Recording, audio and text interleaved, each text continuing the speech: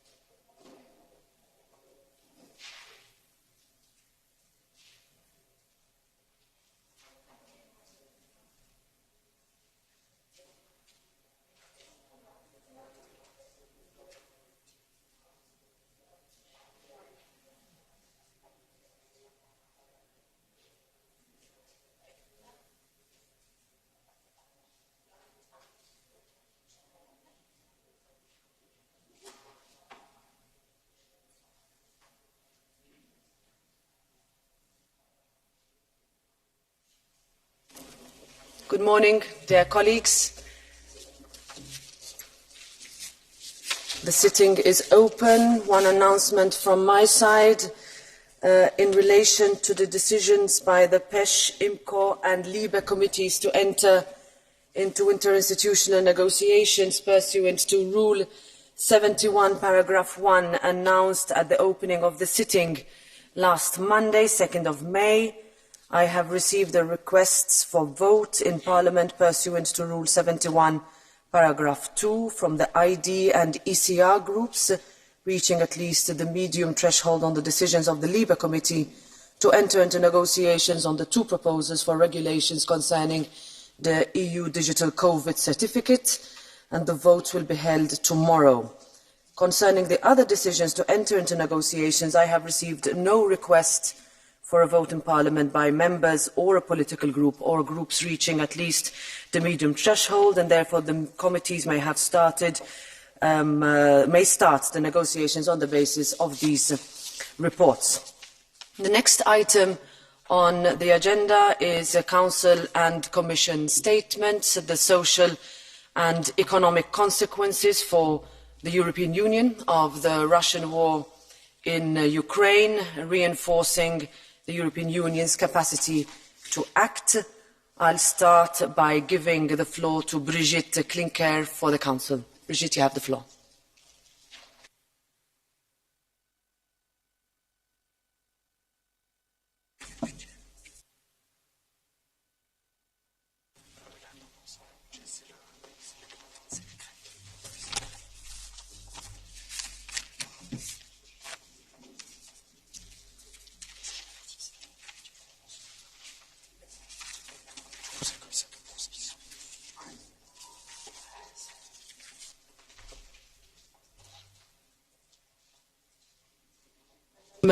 la présidente du Parlement européen, Madame la présidente de la Commission européenne, Mesdames et Messieurs les députés, l'Agence des Nations Unies pour les réfugiés estime que plus de 5 millions de civils ukrainiens auraient déjà fui leur pays dès l'agression militaire par la Russie.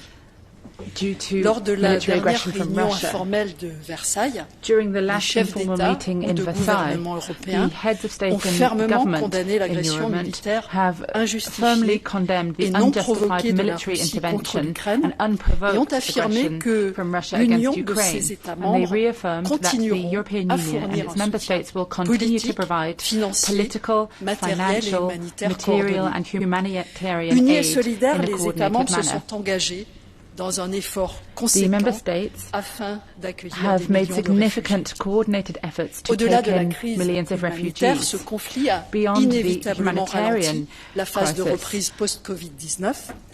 Des réactions nationales et européennes coordonnées et inédites ont permis d'en atténuer les effets socio-économiques, mais des enjeux majeurs restent devant nous. S'il est certain que cette vague de réfugiés aura des conséquences budgétaires encore difficiles à chiffrer pour l'Union européenne et les États membres, en particulier les États limitrophes de l'Ukraine. Cela peut représenter également une opportunité pour l'Union européenne si les réfugiés souhaitent s'intégrer durablement au marché du travail dans les pays d'accueil. La révision du règlement CARE adopté début avril permet de mobiliser divers fonds européens pour financer des mesures en faveur des réfugiés ukrainiens. À titre d'exemple, ces fonds permettent d'investir dans l'éducation, l'emploi, le logement, la santé, les services de garde d'enfants et aussi dans l'assistance matérielle de base.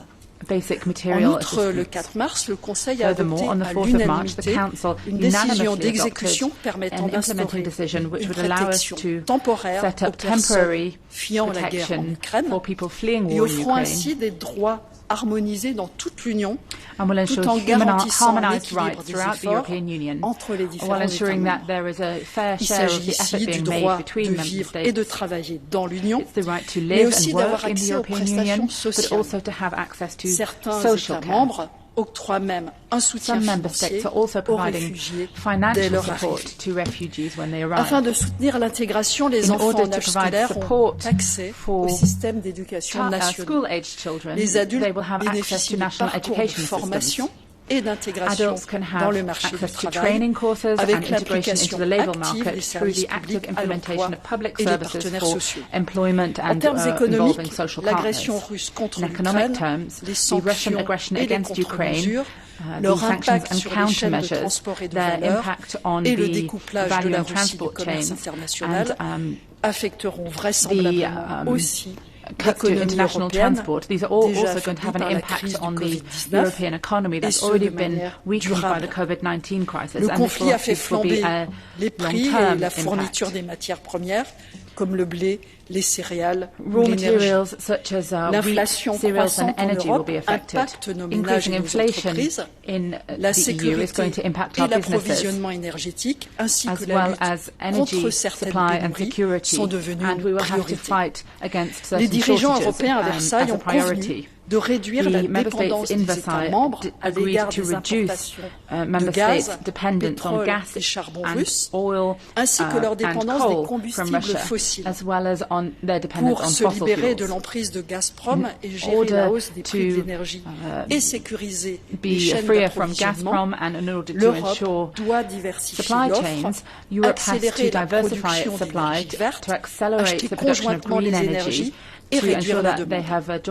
Tout cela en préservant la compétitivité mondiale à long terme des entreprises de l'Union européenne qui subissent les coûts élevés de l'énergie.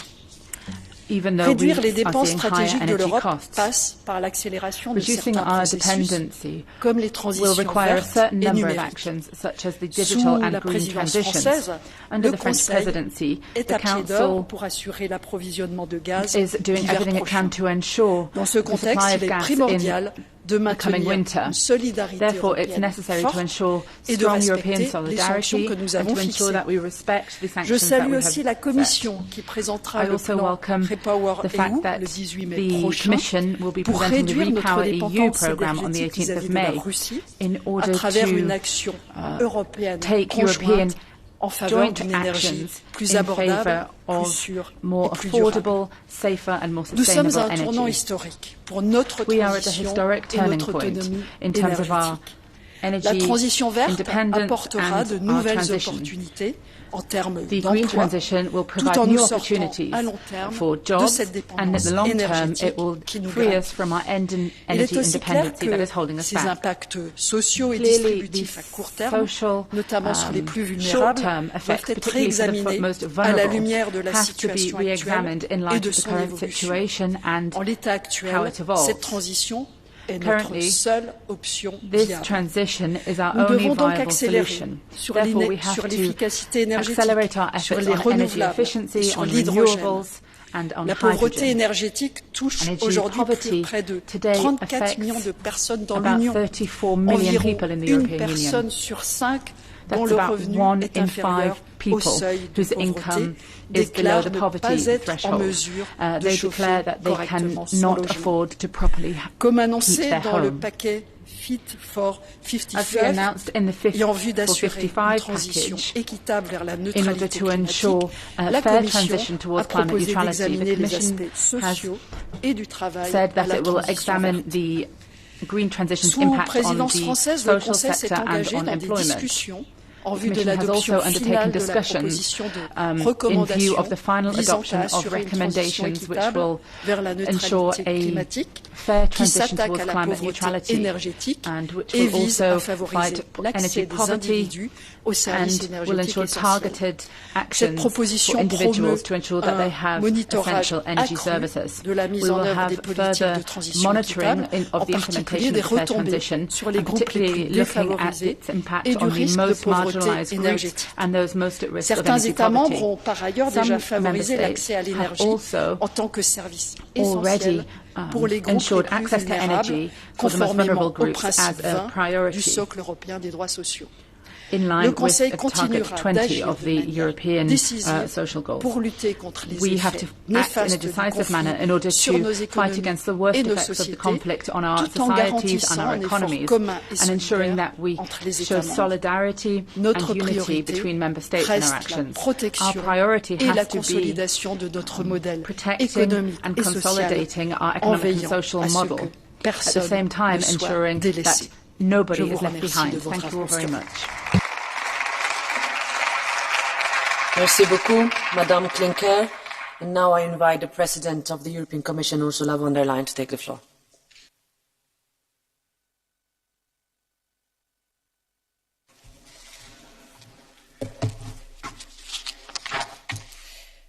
Thank you, Madam President, dear Roberta, Madame la Ministre, honourable members. Next week, we will mark Europe Day. It is the 72nd birthday of our Union, and on this Europe Day we will talk about, of course, the future of our Union, how we make it stronger, more resilient, closer to the people. But the answer to all these questions we cannot give alone in these days. The answer is also given in Ukraine. It is given in Kharkiv, where Ukrainian first responders venture into the combat zone to help those wounded by Russian attacks. It is given in the small town of Bucha, where survivors are coping with the atrocities committed against civilians by Russian soldiers. And it is given these days in Mariupol, where Ukrainians are resisting a Russian force which greatly outnumbers them, because they are fighting to reaffirm basic ideas, that they are the master of their future and not a foreign leader, that it is the international law that counts and not the right of might, and that Putin must pay a price, a high price, for his brutal aggression. Thus, the future of our European Union is also written in Ukraine. And therefore, today I would like to speak about two topics. First, about sanctions, and second, about relief and reconstruction for Ukraine. Today, we are presenting our sixth package of sanctions. First, we are listing high-ranking military officers and individuals who committed war crimes in Bucha, and those who are responsible for the inhuman siege of the city of Mariupol. This sends another important signal to all perpetrators of the Kremlin. We know who you are. We will hold you accountable. You're not getting away with this. Second, we finally de-SWIFT Sberbank. Sberbank is the largest Russian bank. It holds round about 37% of the whole banking sector. And we will also de-SWIFT two other major banks in Russia. By that, we hit banks that are systemically critical to the Russian financial system and Putin's ability to wage destruction. This will solidify the complete isolation of the Russian financial sector from the global system. Third, we're banning 3 big Russian state-owned broadcasters from our airwaves.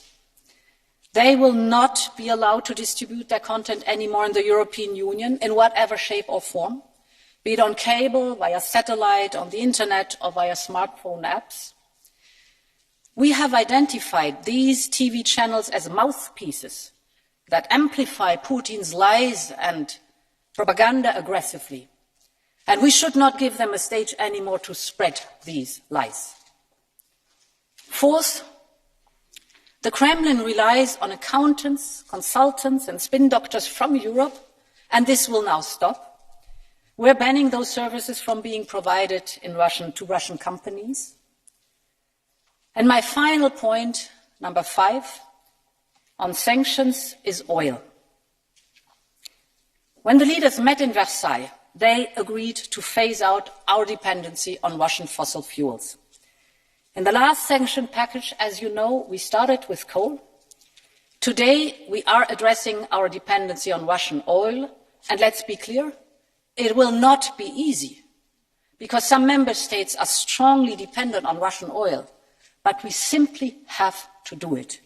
So today, we will propose to ban all Russian oil from Europe. This will be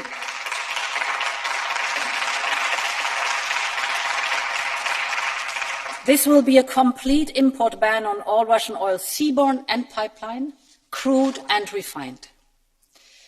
We will make sure that we phase out Russian oil in an orderly fashion, so in a way that allows us and our partners to secure alternative supply routes and at the same time be very careful that we minimize the impact on the global market.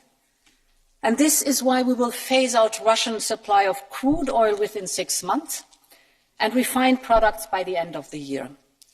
Thus, we maximize the pressure on Russia, while at the same time, and this is important, we minimize the collateral damage to us and our partners around the globe, because to help Ukraine, we have to make sure that our economy remains strong. Honourable members, with all these steps, we are depriving the Russian economy from its ability to diversify and to modernize. Putin wanted to wipe out Ukraine from the map, and he will clearly not succeed. On the contrary, Ukraine has risen in bravery and in unity, and it is his own country, Russia, that Putin is sinking.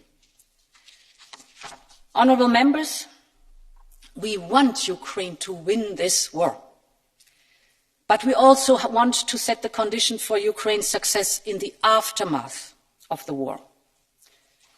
And this is my second point, relief and reconstruction. The first step is immediate relief.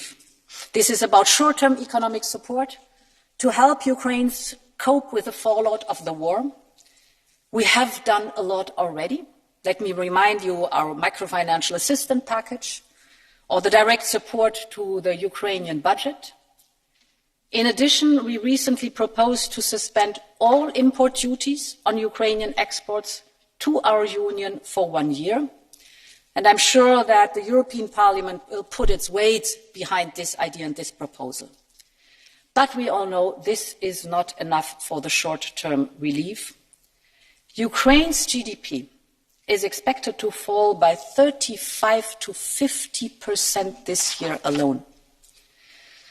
And the IMF estimates that from May on, Ukraine needs 5 billion euros per month, plain and simply to keep the country running, so to pay pensions, to pay salaries, to provide for basic services.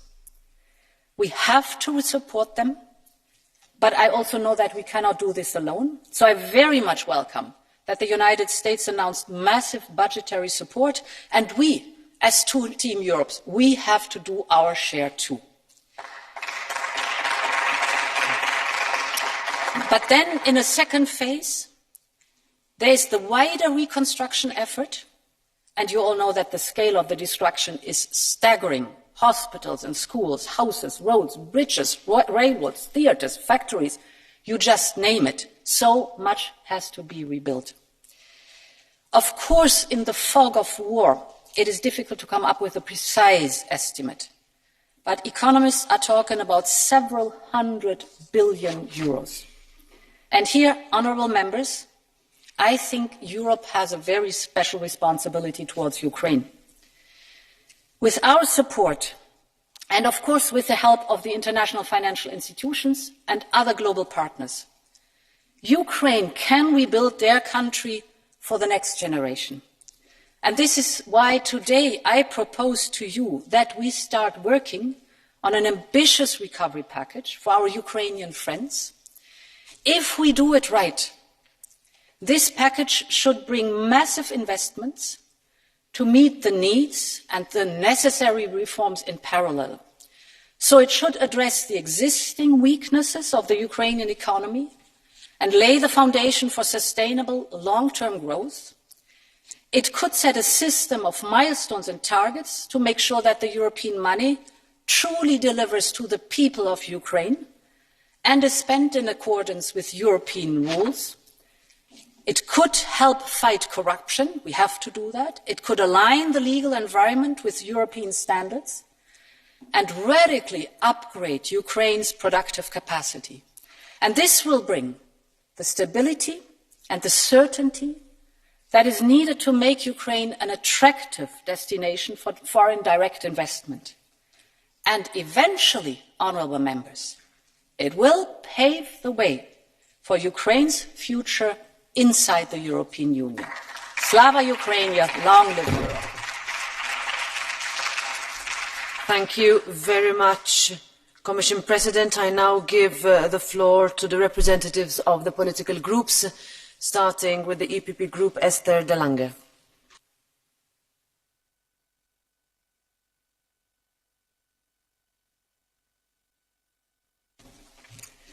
Thank you, Madam President, Madam Minister, Madam President of the European Commission.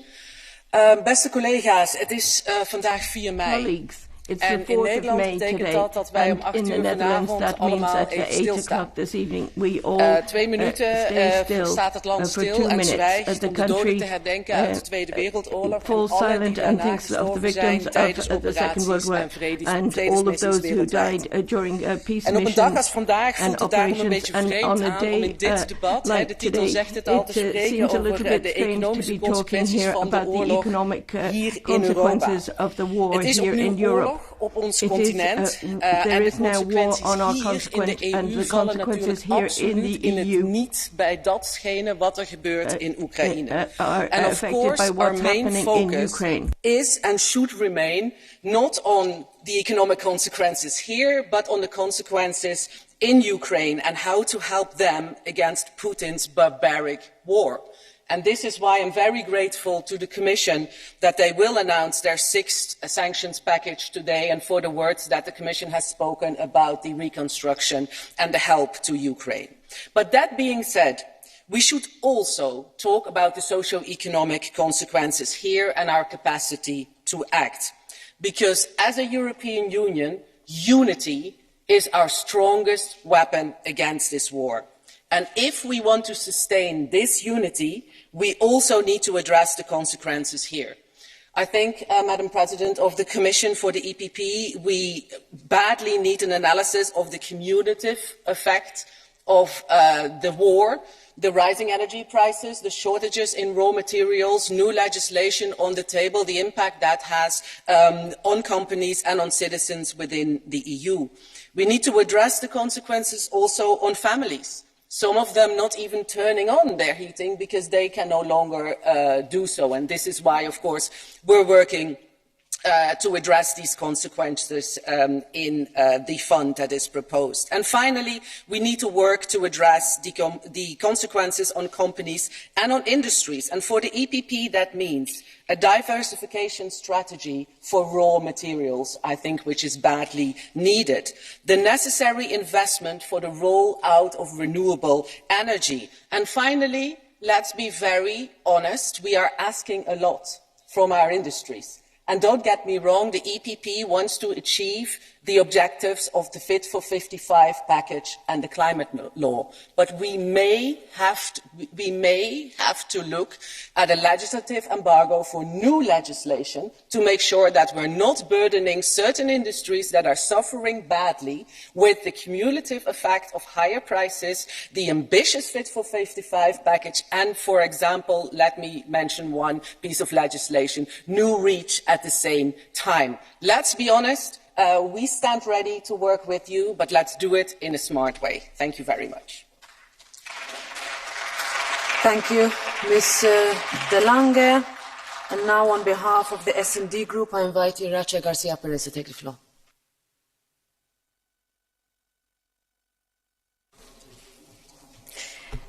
Gracias, Presidenta. Thank you, President. Hablemos sin eufemismos, señorías. Estamos en guerra. La Unión Europea respalda a Ucrania como país agredido con todos los medios a nuestro alcance. Sanciones, armas, auxilio a refugiados y diplomacia. Sin el valor del pueblo ucraniano y sin el apoyo de la Unión Europea y nuestros aliados, Ucrania no habría resistido la agresión criminal de Putin ni habría frustrado sus planes de una conquista rápida. Ahora se libra una batalla decisiva en el Donbass y es preciso avanzar. El paso siguiente debe de ser el corte de gas y del petróleo, como hoy nos ha anunciado la presidenta de la Comisión, en la línea de lo que ya este Parlamento había planteado y por lo tanto debemos congratularnos. En paralelo debemos trabajar en una estrategia de desconexión desde la construcción de plantas regasificadoras a interconexiones internas, negociación conjunta con proveedores alternativos y un acelerón urgente de las renovables. Yo en este sentido estoy totalmente en contra de lo que ha planteado la representante del Grupo Popular Europeo. Creo que ahora más que nunca es necesario avanzar en el impulso de las políticas de lucha contra el cambio climático porque son las que han puesto en evidencia las propias deficiencias que tenemos como Unión Europea.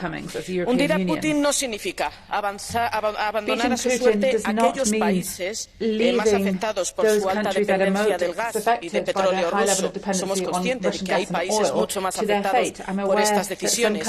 Hundir a Putin significa resistir, fortalecer nuestra determinación y reaccionar colectivamente ante un momento crucial de la historia de Europa sin ignorar los efectos asimétricos de esta crisis, intentando entender que es necesario, por lo tanto, el principio de solidaridad para todas las medidas que tomemos. Hundir a Putin significa también poner fin a una Unión Europea de ciudadanos de primera y de segunda, incorporando a Rumanía y Bulgaria al espacio Schengen y protegiendo nuestros valores. He tenido la oportunidad de ver en primera persona lo que está haciendo un país como Rumanía, poniendo en valor el principio fundamental de la Unión Europea de la solidaridad con la gestión de las fronteras y el apoyo a los refugiados. Y no es posible que, por un lado, les estemos dando las gracias por esa gestión y, por el otro lado, no seamos capaces de entender que tienen el mismo derecho que el resto de países cuando cumplen todos los criterios de formar parte del espacio Schengen. Por lo tanto, esa es otra reflexión que deberíamos de plantear y, sobre todo, un toque de atención al Consejo.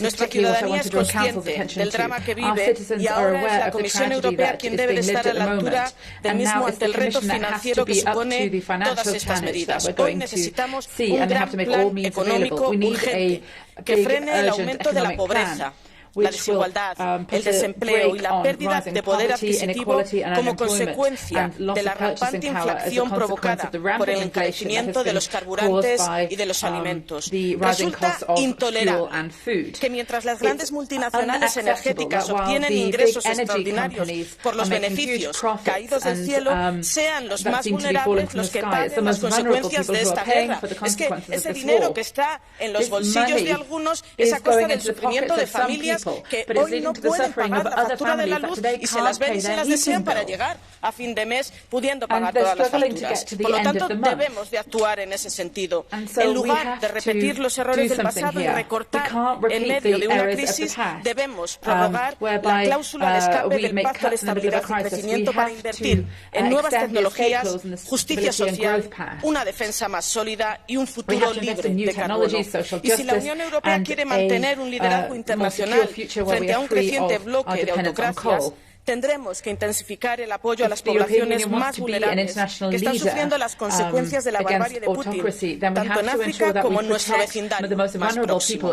El futuro de Moldavia como Estado independiente y su deseo de formar parte del mundo libre debe contar con nuestro compromiso financiero y militar, no solo con buenas palabras. Una vez más en nuestra historia nos encontramos ante el imperativo histórico de restaurar la paz en Europa y de construirla más allá de los confines de nuestra Unión. Pero no podemos aceptar una paz sin justicia, porque siempre son los humillados y ofendidos, como nos recordaba Dostoyevsky, quienes merecen un alivio a su sufrimiento, quienes merecen justicia. La única forma de alcanzar una paz digna es la derrota de Putin y la victoria de la libertad y de la democracia en Ucrania, lo que requiere nuestra unidad y nuestro sacrificio. Resistimos en 2012 para proteger el euro, resistimos en 2020 para frenar la pandemia y resistiremos en 2022 para preservar la paz y la democracia. Muchas gracias. Thank you very much, Ms. Garcia Perez. Next, on behalf of the Renew Group, Luis Garicano. Thanks, Madam President. It's good to see that I'm the fifth speaker and the first man, so that's a good.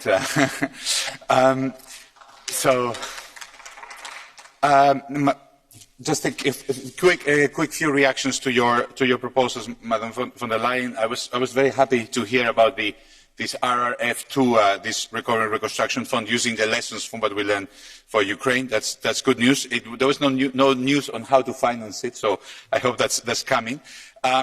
Also, I think that spending on reconstruction is very good, but as you very well said, there are very urgent funding needs, and we need to see how we're going to address them.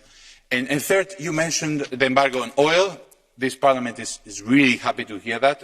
Congratulations, and that's great news that we are moving on the oil embargo. But as you know, this is far short of what this Parliament wants. We actually asked a month ago for a full embargo on gas and oil. While the debate goes on, the EU has sent to Russia 50 billion euros since the start of the year, 52 billion today.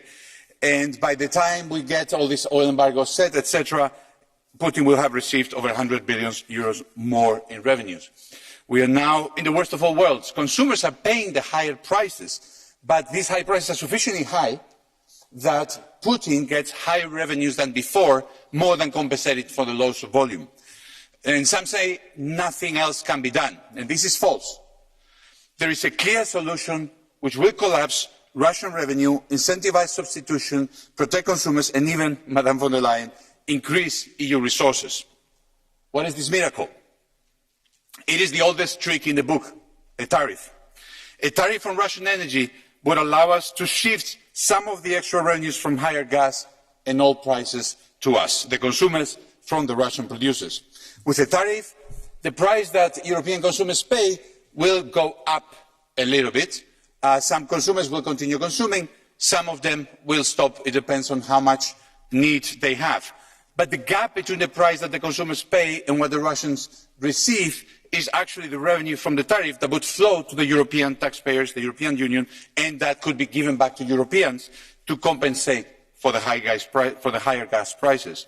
And the suppliers would be the ones facing the trouble, since a lower quantity is going to be supplied, it will be supplied at a lower price. Don't forget that Russian oil and gas suppliers are desperately dependent on European purchases. Between us and our allies, we purchase 80% of the oil and gas, and they will be willing to supply at the lower prices that the tariff will involve for them. Why? First, the EU and us are buying 80% of the fossil fuel exports, and the infrastructure bottlenecks make it very hard to shift those exports to Asia. Second, production costs are low at $20 a barrel, so they will actually have to accept those lower revenues rather than shutting down the wells. In short, a tariff would allow us to shift Russian revenues to the European Union consumers, all while accelerating an end to European dependency on Moscow's fuels. Even if a high tariff comes with a cost for the European Union, it is a more efficient way to stop Putin than any of the other sanctions that we already have in place before the embargo comes in as fast as possible. Let's do it now. It must be a new tool in our armor, enhancing our capacity to act. Thank you. Thank you very much, Mr. Garicano. I now give the floor on behalf of the Green Group to Sarah Mathieu.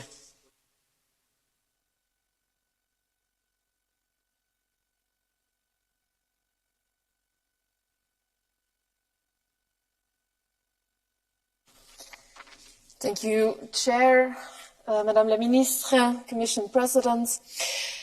We've condemned the horrible and unjustified invasion in Ukraine by the Russian military forces many times before.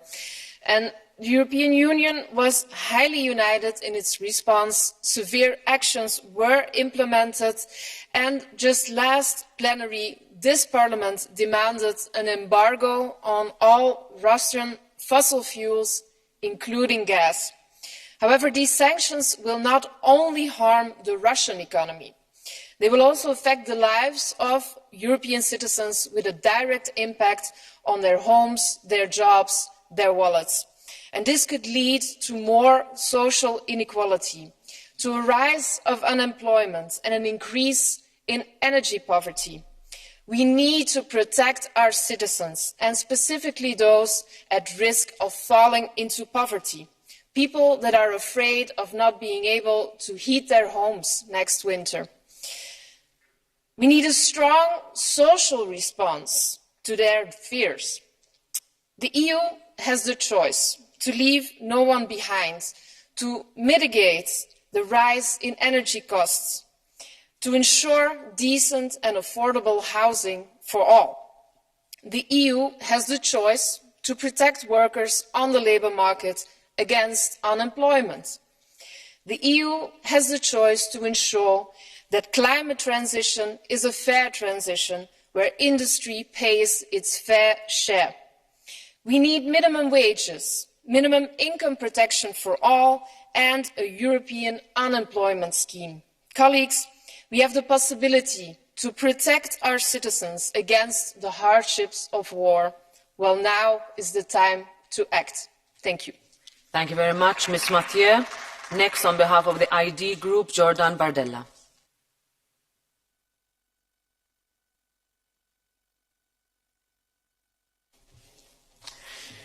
Merci Madame la Présidente de la Commission européenne. Depuis 2 mois, l'horreur de la guerre frappe notre continent. Ce conflit si proche de nos portes nous touche dans nos consciences et nous rappelle à notre devoir de solidarité face aux atrocités et aux crimes de guerre que subit le peuple ukrainien. Mais il touche aussi chacun d'entre nous, chaque peuple d'Europe, par la violence de ses conséquences économiques collatérales. L'inflation est de retour partout en Europe et elle accable d'abord les plus modestes qui voient enchérir les prix des biens de première nécessité. Se nourrir, se chauffer ou encore se déplacer devient hélas pour beaucoup une angoisse toujours plus rude. Cette guerre est d'abord et avant tout un questionnement sur notre dépendance, celle aux énergies fossiles importées comme aux produits alimentaires et aux produits agricoles cultivés toujours plus loin de chez nous. Cette guerre nous rappelle la plus vieille leçon de l'histoire, la souveraineté c'est le prix de la liberté. Dès lors, il est crucial de renforcer notre autonomie énergétique en continuant à renforcer notre filière nucléaire, énergie la plus propre et la plus décarbonée dont disposent aujourd'hui nos sociétés, en refusant de céder aux pressions des Verts qui veulent renvoyer nos sociétés à l'âge de pierre économique par la réouverture des centrales à charbon. Notre devoir est aussi celui de reconquérir notre souveraineté alimentaire par la fin du libre-échange absolu et le développement du juste échange. Le recours au circuit court et au localisme, à la proximité, cette protection de nos filières agricoles passe par la fin de la folle stratégie de la ferme à la fourchette promue par la Commission et qui livre nos agriculteurs à la contrainte et à la ruine. La situation exceptionnelle que nous connaissons appelle à plus court terme des mesures d'urgence pour le pouvoir d'achat de nos concitoyens. Il faut baisser les taxes sur les carburants comme l'a fait la Pologne dès le mois de février. Nous souhaitons le faire en France où les taxes représentent près de 60% du prix à la pompe. Nous devons aussi nous résoudre à constater qu'à cet instant, les sanctions énergétiques prises par l'Europe ont affaibli notre pouvoir d'achat tout en enrichissant la Russie. Le rouble est à un niveau historiquement haut depuis 2 ans et les profiteurs de guerre s'enrichissent toujours plus dans l'exportation des matières premières. Le constructeur automobile Renault a été contraint de céder ses parts dans la marque russe Lada pour un rouble symbolique. C'est donc un institut dépendant de Poutine qui en a fait l'acquisition. Drôle de sanction qui conduit à saborder une entreprise française pour finalement permettre au gouvernement russe de la nationaliser gratuitement. Alors pour conclure, nous n'avons pas le pouvoir de décider de l'emplacement des gisements de gaz et de pétrole. En revanche, nous pouvons décider de protéger les nôtres tout en sanctionnant les profiteurs de guerre et en aspirant demain à retrouver le chemin de la dépendance. Il faut suivre un principe simple, les sanctions doivent continuer de cibler Poutine, le régime russe et ses décideurs, non le portefeuille des Européens ni les activités de nos entreprises.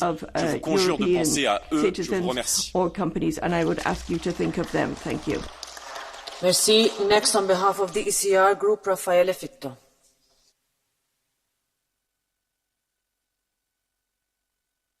Grazie Presidente. Ministro, signora Presidente della Commissione, ho ascoltato con molta attenzione il suo intervento e penso che sia molto utile e importante questo confronto di idee per individuare delle soluzioni immediate e rapide rispetto all'evoluzione del conflitto.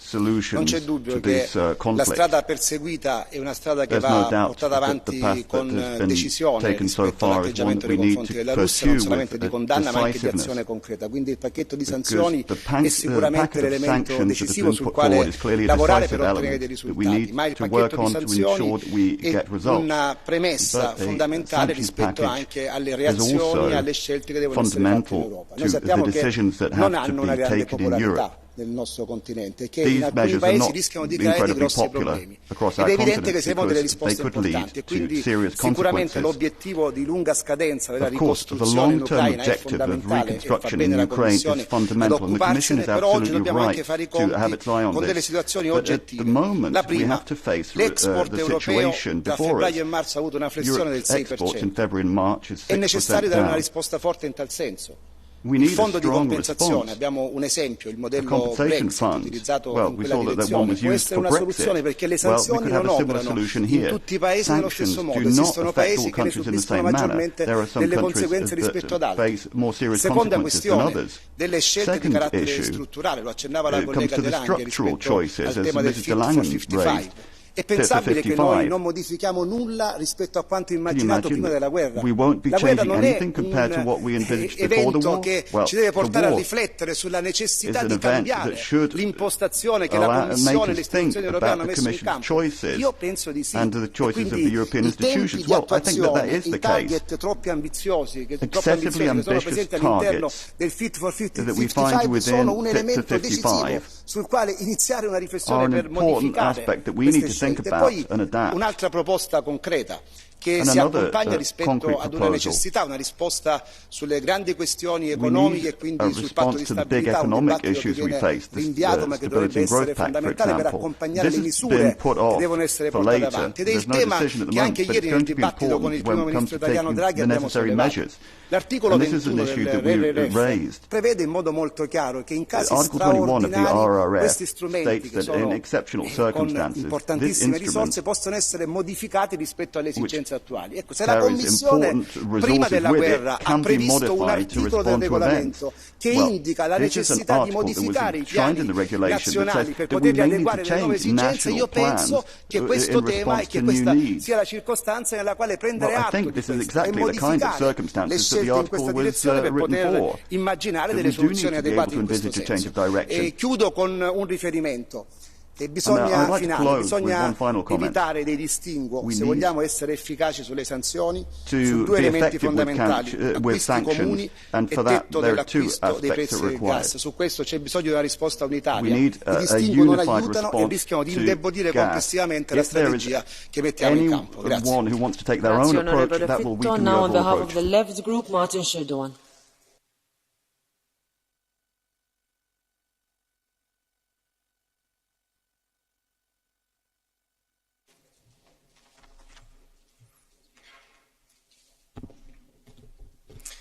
Vielen Dank, Frau Präsidentin. Auf den Bahnhöfen in ganz Europa nehmen unzählige freiwillige Millionen Geflüchteter aus der Ukraine in Empfang Menschen, die Schutz, aber auch eine Wohnung, ein Einkommen, einen Job suchen. Millionen von Menschen, die vor einem brutalen Krieg und der Zerstörung ihrer Heimat fliehen. In der Ukraine sind derzeit Millionen Tonnen Getreide blockiert. Die Ernte ist bedroht. In dem Supermarkt bei mir um die Ecke gibt es seit Wochen kein Sonnenblumenöl mehr. Die Preise für Butter sind im letzten Jahr um 44% gestiegen, die Preise für Gemüse um bis zu 30%. Nahrungsmittelpreise in der EU sind außer Rand und Band. Wegen des Krieges und der Unterbrechung der Lieferketten rechnen die Vereinten Nationen mit einer weltweiten Lebensmittel- und Hungerkrise.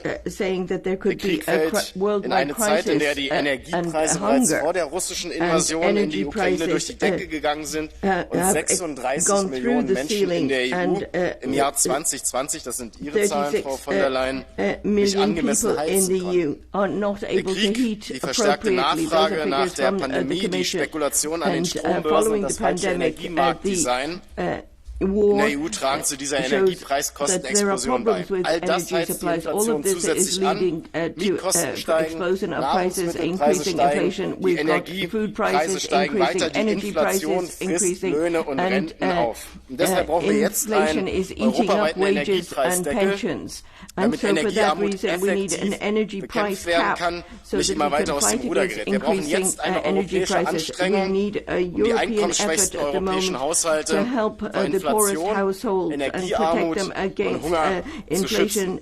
Dafür braucht es eine Krisengewinnsteuer, die erhoben wird auf die zusätzlichen Gewinne der Energiekonzerne, der Rüstungskonzerne.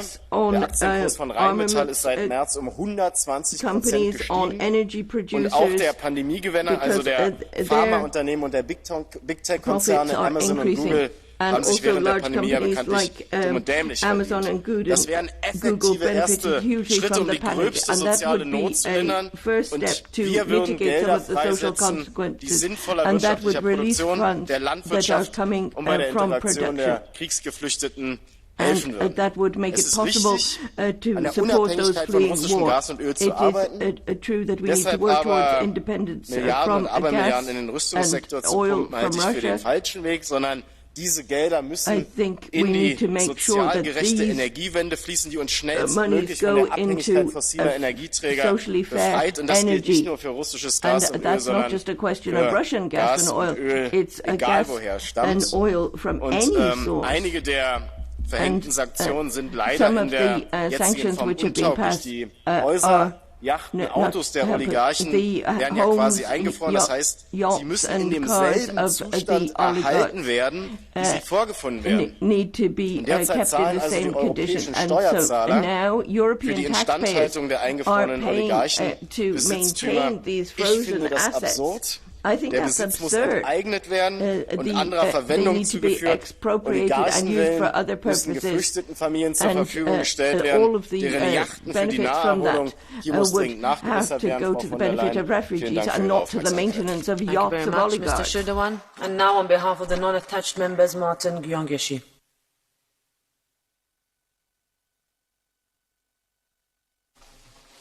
Thank you, Madam President, colleagues, President von der Leyen. There is a broad consensus here and in other EU institutions that economic sanctions on Russia are the most effective way of pressurizing Russia to stop its aggression in the Ukraine. The speed, the efficiency and accuracy of the sanctions proposed by the Commission need to be commended, especially its efforts to create an unprecedented unity among member states.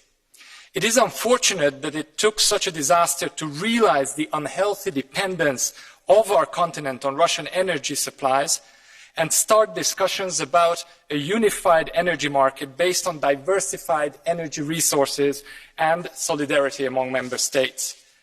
In the past weeks, Russia has demonstrated that it's ready to use energy as a strategic weapon to further its aggressive geopolitical objectives. It must be clear by now that Russia in the long term is an unreliable partner for supplying energy to the EU. Therefore, I would like to ask the Commission not only to focus on fossil fuels when it comes to sanctions, but also target nuclear energy. Nuclear deals struck by Russian Rosatom with various governments of various member states must be phased out. Finland showed the way by terminating the Fennovoima deal with Rosatom that supplied a nuclear reactor, was the financial backer of the project and the main shareholder. It's time that Hungary follows suit and terminates its equally controversial Paks deal with Rosatom. The Commission would be right in its next sanction package to ban every Russian nuclear deal on the continent. Thank you. Thank you very much. Our next speaker is Mr. Sigrid Muresan.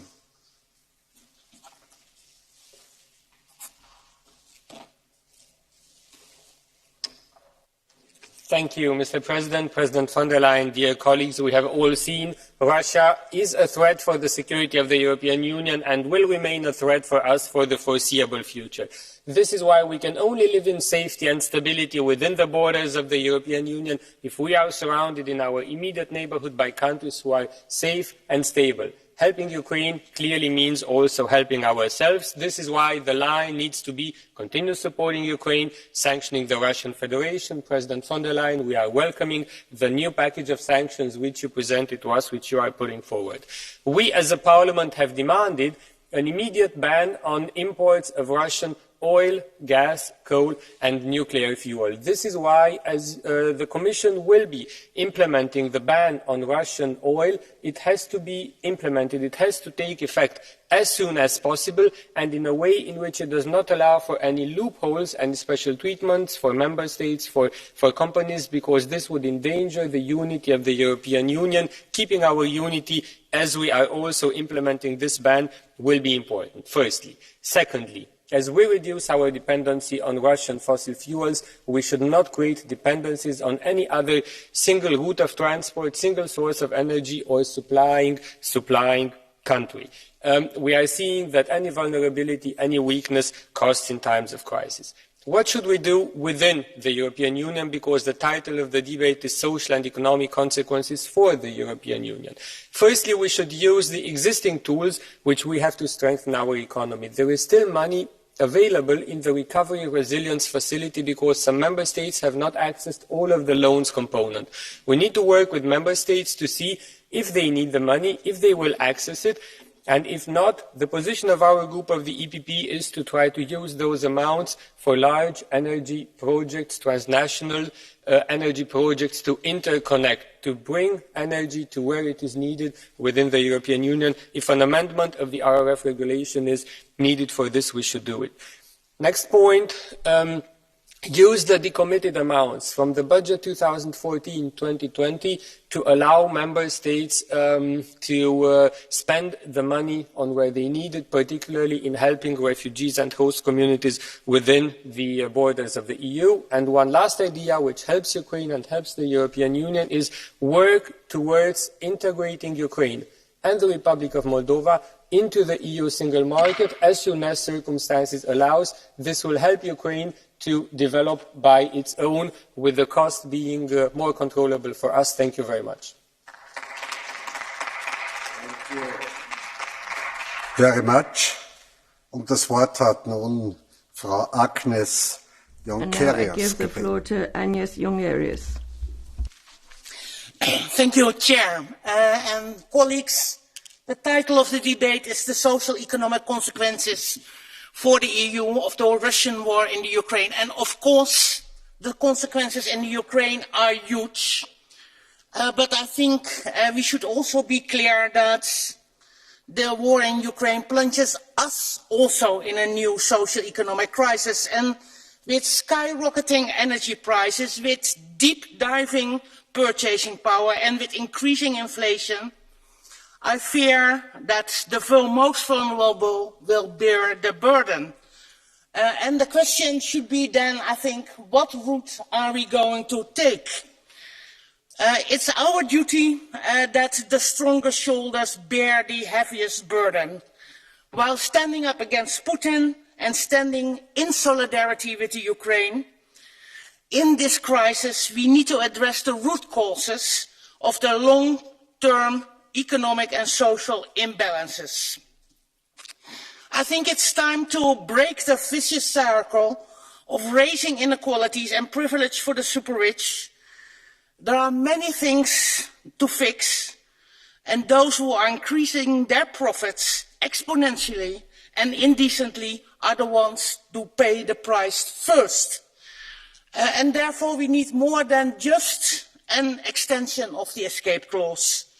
We need a European solution. We need money to accommodate the refugees from the Ukraine. We need support for the citizens and small businesses for rising energy prices.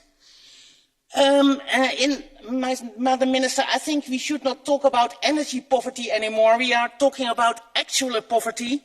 People who cannot pay their bills anymore. And therefore, my proposal is to organize a social summit with the social partners to tackle the challenges of increasing inflation, increasing inequalities and its social consequences, especially on the living conditions and wages.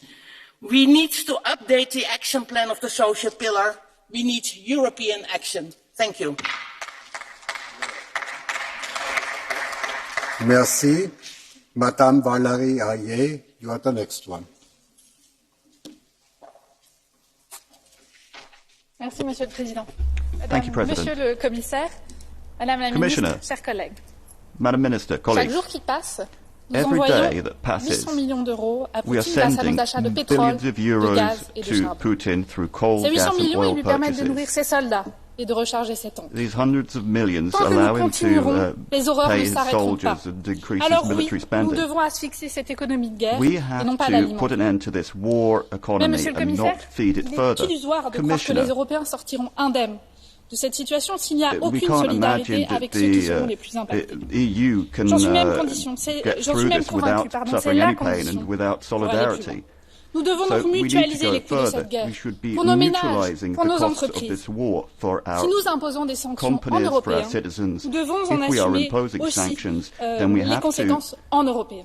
take the necessary consequences at the Non, ce n'est European peut-être level. une chose. That's not all. Anticiper les problèmes pour qu'ils ne surgissent pas Trying to en est une. respond is one Alors, chers thing, collègues, but trying to prenons preempt du recul. future developments is another. Let's take a Serions-nous step back. autant à la merci de Vladimir Poutine si nous avions Are we entrepris going les to investissements continue to nécessaires be il y a at 8 the ans? mercy of Il y a 8 ans, lorsque Vladimir l'Ukraine a Putin? été If we had amputée de la taken a Crimée, choice 8 years ago est-ce when que l'histoire n'aurait pas Moscow été entered complètement différente Crimea, aujourd'hui? wouldn't Si the nous story étions have been sortis de nos very different dépendances aux today? If we hydrocarbures had been russes stronger, if we et had même aux got hydrocarbures tout away court? from our dependence on Oui, il y a eu des erreurs Russian stratégiques hydrocarbons qui ont and été commises ces dernières hydrocarbons années. in general, I think Incontestablement. that would have changed things Cette significantly. invasion et ses That's conséquences incontestable. doivent donc sonner comme This l'alerte invasion ultime. and its consequences Alors je rappelle ici ma et notre conviction. are our Nous last devons créer warning. SAFE, un So, fonds pour notre yes, autonomie we do need to stratégique en create Europe, SAFE, un fonds a destiné à fund for our sortir de nos strategic dépendances economy in Europe. d'ici à We la need fin to de get la out of our décennie. dependence Hydrocarbures, by the end intrants of the agricoles, decade. industrie critique, When we're défense talking aussi, about critical évidemment. industries, Il est de defense, notre responsabilité hydrocarbons, d'enfin nous affirmer, agricultural d'enfin prendre inputs, notre destin en main. we need to Nous take the avons été necessary élus, chers consequences, collègues, seize our pour faire de destiny. l'Europe une union qui protège. We have to make Les temps Europe, présents nous obligent. Europe that Je vous protects. remercie. Time will not forgive us if we don't. Merci. Excuse me, monsieur. Thank you. Our next speaker is Mr. Ernest Utterson. Thank you, Chair, Commission, Council. Let me first welcome the President von der Leyen announcement on the ban to Russian oil to be included in the new sanctions package. This support to Ukraine needs to go hand in hand also in supporting our citizens most affected from the consequences of war. We are at the doors of possibly the third once-in-a-lifetime deep crisis that generations of Europeans will suffer. The cumulative crises have led to devastating social consequences in our continent. 96 million people in the EU are already at risk of poverty. Increased inequalities, the return of war in Europe, and the existential threat of climate change is a scary prospect. And once again, history knocks at the doors of the European project. During the pandemic, the EU learned how to respond to difficult economic and social situations after the disastrous years of the authoritarian lunacy. Now we need to show that this willingness to protect our citizens will be the norm and not the exception. Price inflation in the EU has reached levels not seen since the 70s, but half, we know, is directly due to fossil energy price rises. And it is why we need action on the energy sector. It is not time, in our opinion, to restrict our accommodative monetary policy, which would have disastrous economic consequences, but to accelerate our energy transition. And it is not time either, I'm sorry to say, to postpone our Green New Deal. I mean, climate change does not wait, and we know that our Green Deal and energy transition is the best solution to the crisis that we are having, so I cannot more than disagree with what the EPP has said this morning today in the plenary. We know that we need to accelerate that energy transition, and for that, we will probably need also no financial instruments to be put in place. That is why we want also to call for a new energy sovereignty facility to facilitate member states to accelerate that transition. We know that politically this is difficult. Putting in place the RRF was a difficult process, but we need to be ambitious, and I'm sure that we will be able to do that again. Thank you so much. Thank you. Our next speaker is Mr. Jörg Madison.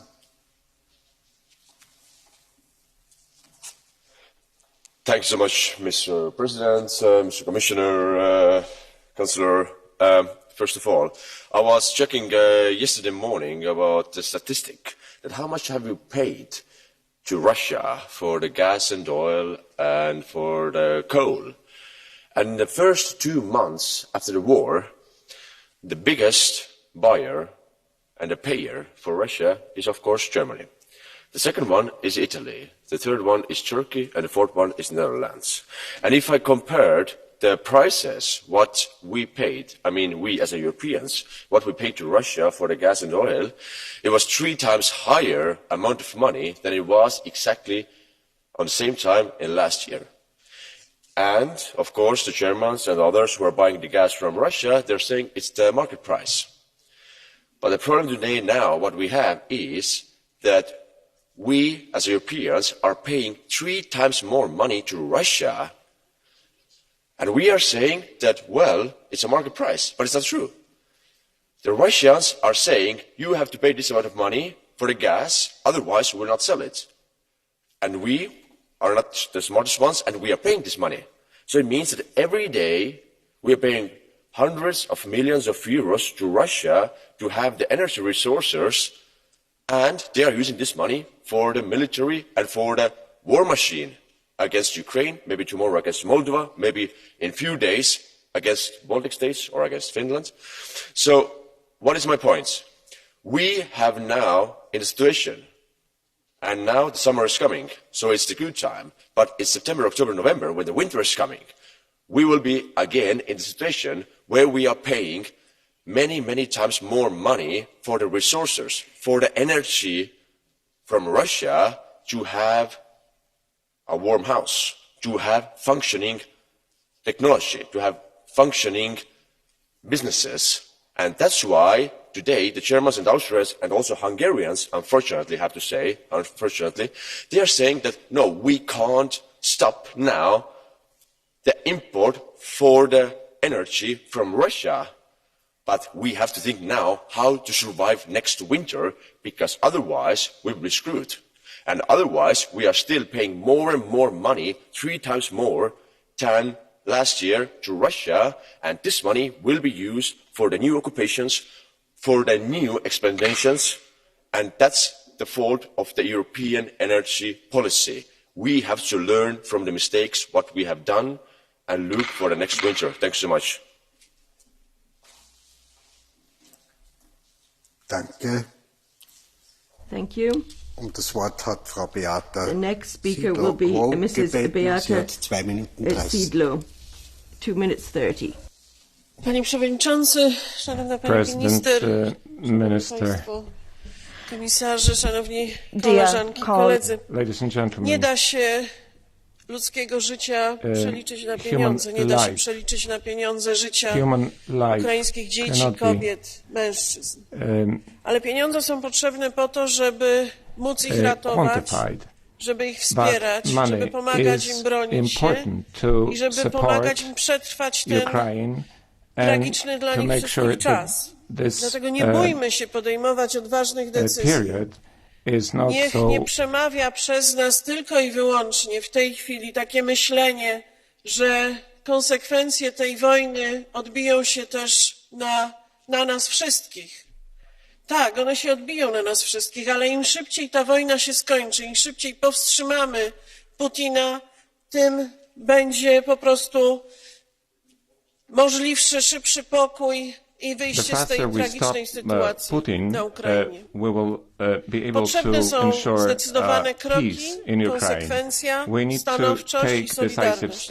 Dobrze, że jest szósty pakiet sankcji, mogę powiedzieć zbyt późno i oby był skuteczny i obyśmy mogli powiedzieć na następnej sesji tutaj, na następnej naszej debacie, że ten Strasbourg, we will be able to say that this package is effective, odnieść wrażenie, że próbowane były, podejmowane były decyzje, ale nie do końca one były realizowane.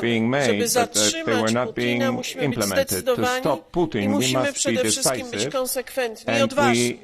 Dzisiaj Unia Europejska potrzebuje bardzo tej odwagi. Nie bójmy się. Nie bójmy się powstrzymywać Putina. Nie bójmy się tego, żeby zdecydowanie powiedzieć dość. Wyciągnijmy konsekwencje i wyciągnijmy przede wszystkim wnioski z tych zaniechań, które przez poprzednie lata tutaj w Unii były niestety podejmowane. Jeszcze jedna rzecz, szanowni państwo. Ci ludzie, którzy trafiają do naszych krajów, potrzebują pomocy. A te państwa, które ich wspierają, potrzebują środków z Unii Europejskiej. Powiedziałam, że nie da się przeliczyć życia ludzkiego na pieniądze, ale żeby im pomóc, te pieniądze są potrzebne. Dlatego trzeba stworzyć na wzór tego funduszu, który był kiedyś w czasie kryzysu migracyjnego, kiedy przyjeżdżali do Europy migranci ekonomiczni. Trzeba stworzyć specjalny fundusz, który pomoże państwom ratującym dzisiaj Ukrainę. Thank you. Das Wort hat Herr Nikolai Willumsen gebeten. The next speaker will be Mr. Nikolai Willumsen. Krigen i Ukraine er dybt forfærdelig. Vi skal gøre alt for at stoppe den, for at hjælpe ukrainerne. Det er vigtigt, at EU har indført sanktioner, men de er tydeligvis ikke hårde nok til at få Putin til at trække sine soldater tilbage. Derfor må vi øge presset. Vi skal stoppe import af russisk olie og gas. Vi skal ramme Putin og oligarkerne, hvor det gør ondt. Krigen og solidariteten med Ukraine and solidarity with Ukraine will also affect our own economy. Therefore, it is vital that we protect our low-income families.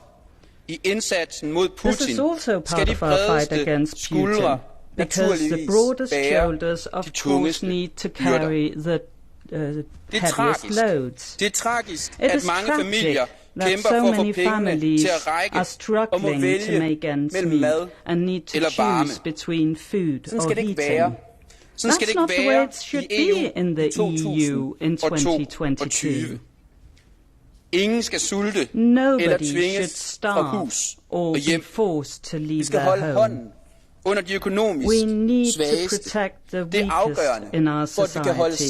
It is vital if we are to stand together against Putin. Let us tax the excessive abnormal profits.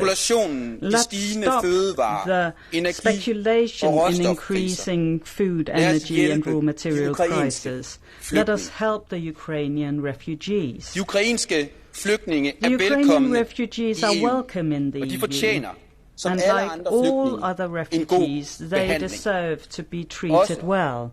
also by the labour market. Therefore, we need to make clear demands on the employers so that our Ukrainian friends are not paid below normal levels or misused in other ways. Therefore, we need clear social demands for payouts on EU funds. And our taxpayers' money should not go to companies that do not stick to collective agreements or who hide in tax havens. EU money should not go to greedy employers or rich people who let down the community. Dear colleagues, let's instead stand together against Putin. Let's protect low-income families, and let's stand in solidarity in this terrible war. Thank you. Danke. Thank you. And now the next speaker will be Mr. Ludek Niedermayer. Thank you, Mr. President, dear colleagues, dear guests. A cruel, illegal and irresponsible attack of Putin Russia on Ukraine has killed so far thousands of people, brought full-scale war to Europe's territory, and destroyed remaining naive trust to a rule-based relationship with Russia. Economic and social implications are only part of this, as Esther has mentioned in her speech, but this is the part that shouldn't be neglected.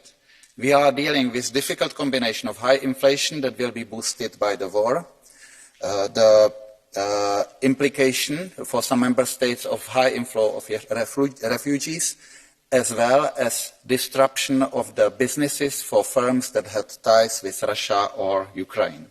Lack of public confidence is only completing the picture. Most of the economic forecasts are still assuming very moderate impact on economic growth in the magnitude just slightly above 1%. This is something that we can deal about, but these assumptions are based on the condition that there is no disruption of energy supply to Europe. We should also have in mind that the impact is not equally spread.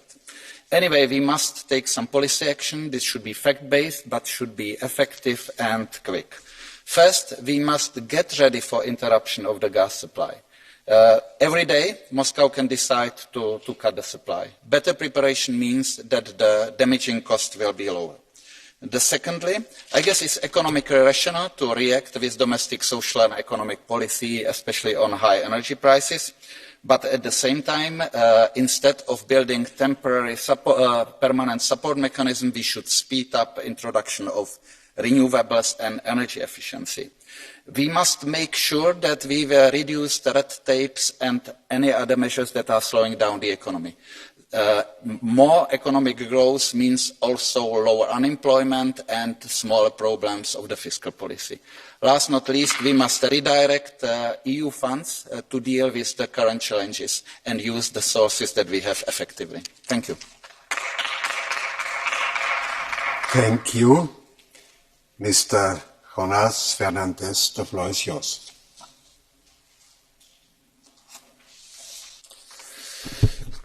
Buenos días. Muchas gracias, presidente. Good morning. Thank you, President. Consejo. Council.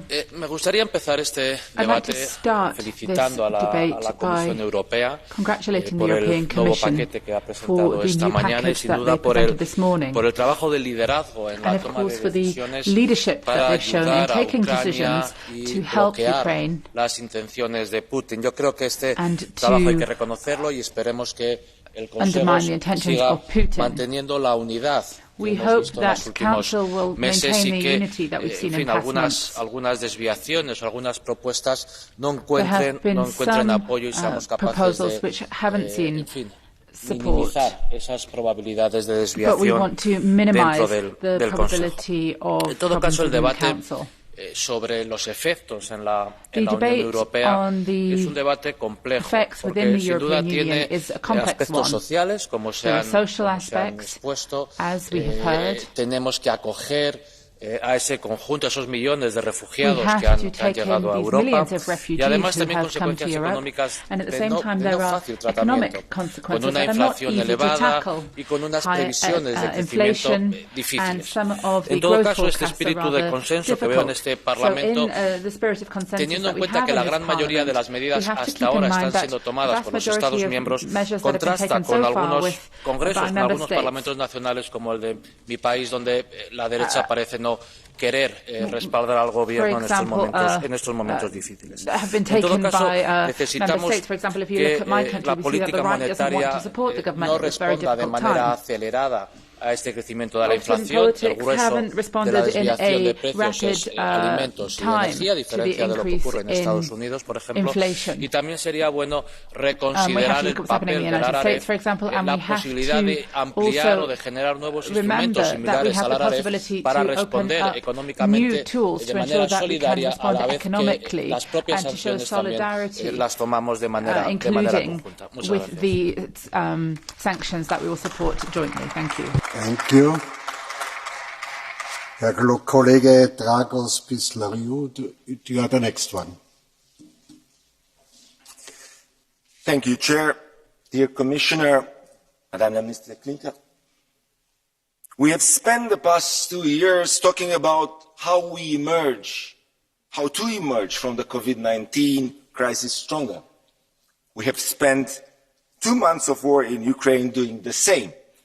A crisis has this green gift of providing ample supplies of one of the most elusive and valuable resources Europe needs, the political will to embrace change and to do the things that need to be done. I applaud the continuation of the sanctions, but we are still far away from the Parliament position. We still need ambitious tools and the instruments to move forward. In the pandemic, we have created the RRF and other funds and measures that showed solidarity, that kept our businesses, sometimes barely afloat, and helped our citizens.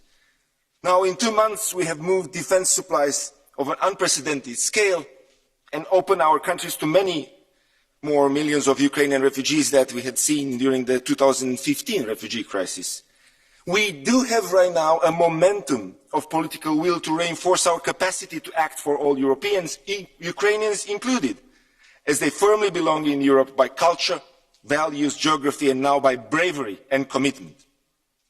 I think it is time, indeed, to use the RRF at its full potential, to use all the resources, to use all the lessons learned and the solutions for the member states, and this is part of the response. But at the same time, we should focus indeed, and I was really pleased to hear today that there is a discussion about the recovery plan from Ukraine.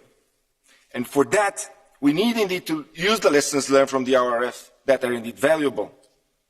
The world will never be the same again, and a Russia with Putin in charge will never again be a partner for Europe. So there is no more status quo to return to, and we need to create a new normal, one with reinforced financial tools that will ensure no European is left behind in the aftermath of Putin's war, and Ukraine and Moldova as well get welcome their need from the EU, and that we emerge once again stronger together. Thank you.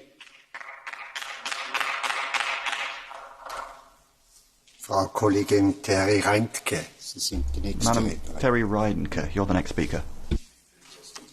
Thank you, Chair. Dear colleagues, dear Commissioner, dear Minister, the President is right. European history will be written in Ukraine. That is why our support for a free European democracy against the brutal Russian aggression is paramount right now.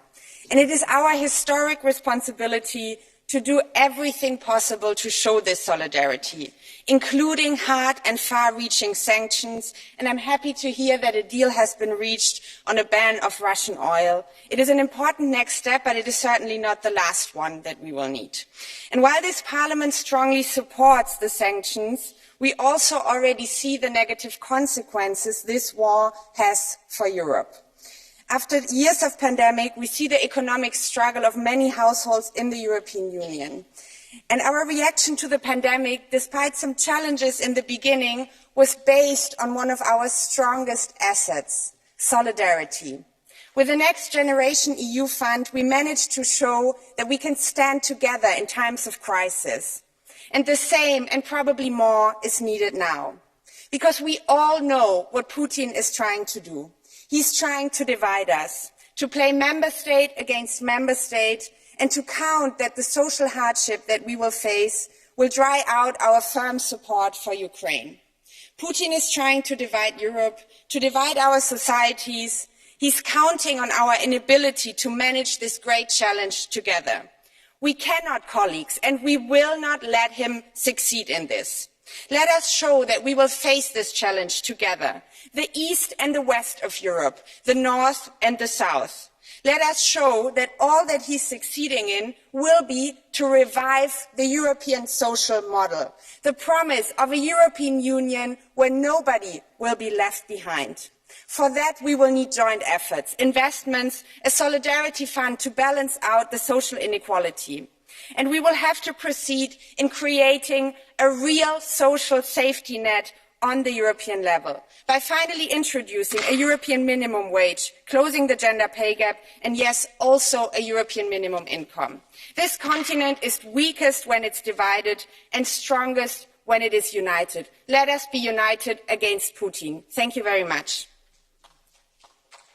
Thank you. Unser nächster Sprecher Marco Campomenosi. Next speaker is Marco Campomenosi.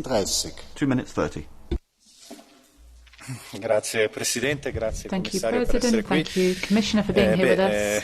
Le conseguenze come se ci sono per il tessuto sociale e produttivo dei paesi dell'Unione Europea, ma ovviamente c'è anche l'elemento positivo del fatto che siamo tutti uniti a sostenere le sanzioni, anche il nuovo pacchetto, che è uno strumento giusto e che sta portando dei risultati. Certo, sta portando anche delle conseguenze, dei costi al nostro sistema, al nostro modello di impresa, ma occorre andare avanti perché è una delle strategie più importanti.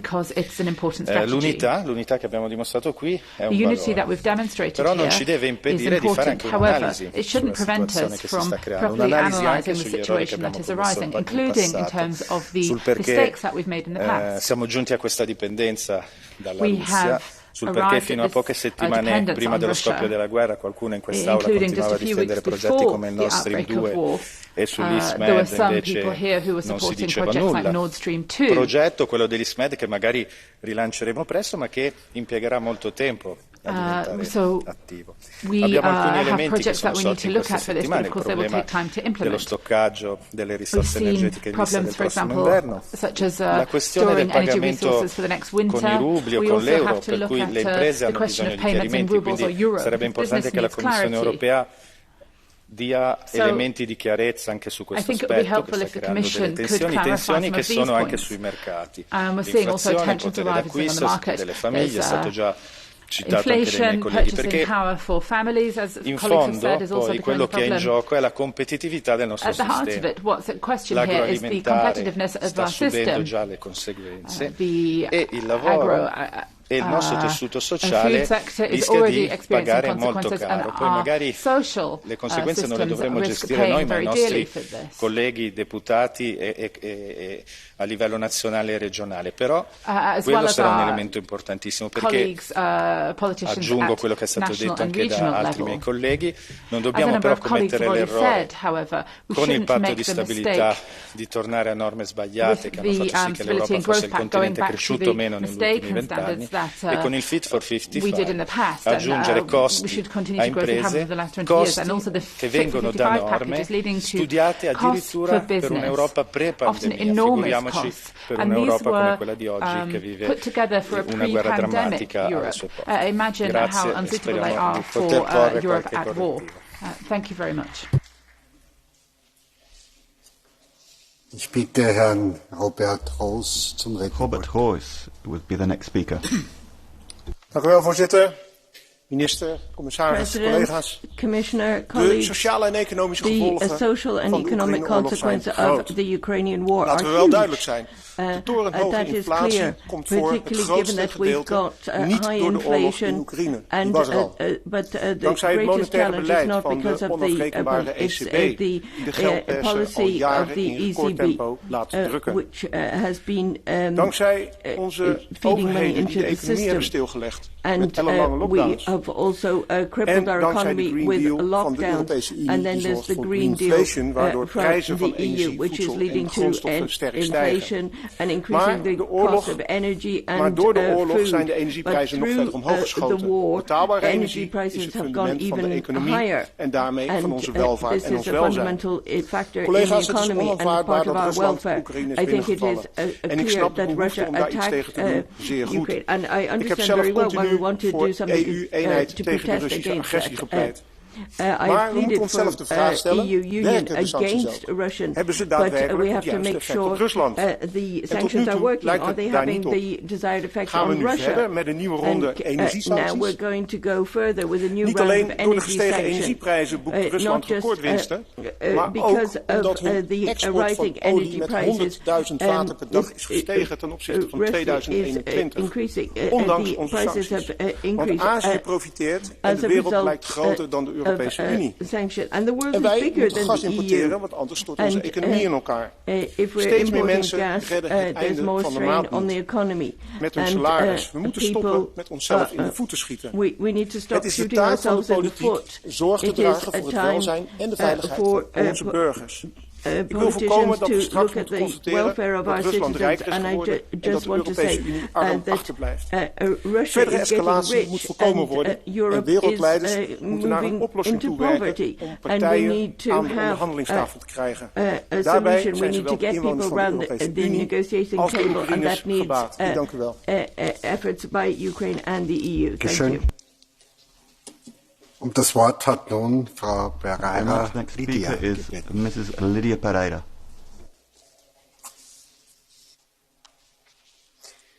Mr. President, fellow Europeans, war is at our gates.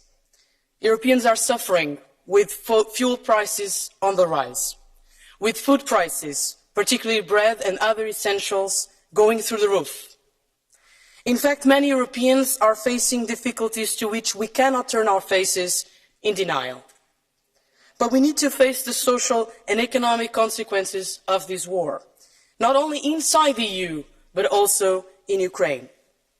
We must not just walk or talk the talk, we must do the walk. We must reinforce our capacity to walk the walk, not just for today, but also for tomorrow. We must not settle for a few good speeches and beautiful words and loads of indignity in social media. We must do what we can do as soon as we can to make sure that something like this does not happen again. We need a legal freeze and seize instrument. We need to make Russia pay for war reparations to Ukraine. And we need that money.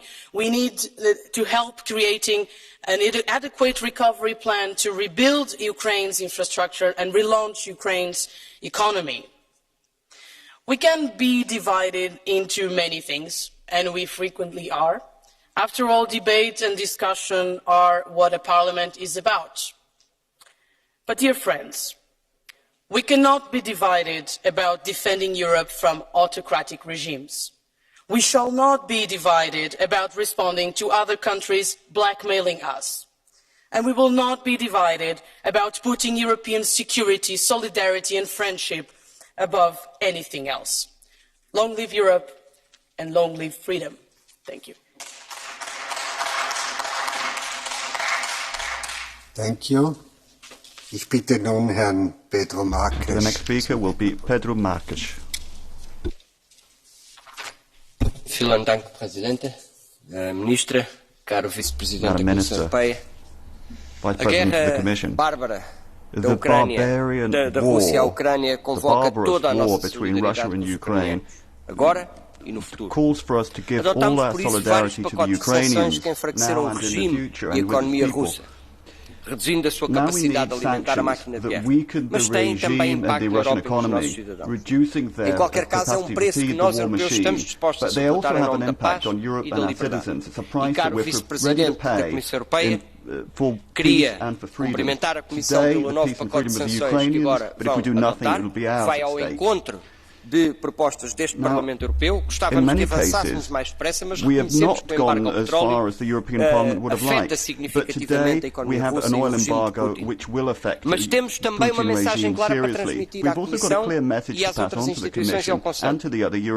É que a nossa capacidade de nos mantermos unidos na resposta à agressão russa também depende da capacidade de gerir as consequências económicas e sociais aqui na Europa. E à medida que aumentamos as sanções sobre a Rússia, também sabemos que as contrasanções e o efeito dos preços da energia na Europa afetam a nossa economia, afetam os nossos cidadãos. E queremos manter de facto a unidade europeia porque tem sido um grande valor na resposta à agressão russa. E para isso temos de facto que apoiar os cidadãos e as empresas europeias. Muitas e boas ideias já foram hoje aqui apresentadas, outras menos boas, relativamente a esta resposta europeia. Devemos de facto continuar a avançar fortemente para as energias renováveis, devemos apoiar as nossas empresas que estão a ser afetadas pelos preços da energia, mas não as multinacionais do setor energético que estão a ter lucros obscenos, devem ser taxados, e devemos certamente apoiar os cidadãos que estão a sofrer da pobreza energética, do efeito da pobreza energética, e todos aqueles que estão a apoiar os refugiados que vieram ao nosso encontro. Essa solidariedade aqui na Europa significa defender a Europa, defender os ucranianos, defendendo também os povos europeus. Danke. Unsere nächste Sprecherin ist Frau Vizepräsidentin Nicola Beer. Herr Präsident, Madame la Ministre, Monsieur le Commissaire. Europa bewegt sich weiter. Endlich ist auch ein Ölembargo in greifbarer Nähe. Wir verlassen endlich auch im Energiebereich unsere Komfortzone. Wir Europäer müssen diesen Schritt gehen. Alleine der erhobene europäische Zeigefinger wird den russischen Angriffskrieg nicht beenden. Nach den bisherigen Sanktionspaketen, nach den Entscheidungen zu Waffenlieferungen ist das on the delivery of weapons, the oil embargo is a long-needed sanction because it can undermine Russia.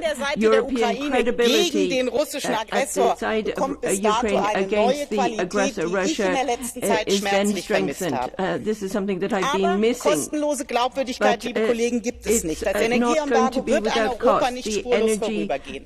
Trotz der Übergangsfristen wird es voraussichtlich Preisschocks für Verbraucher und Verbraucher, für die Industrie, wird es Versorgungsengpässe von Portugal bis Polen geben.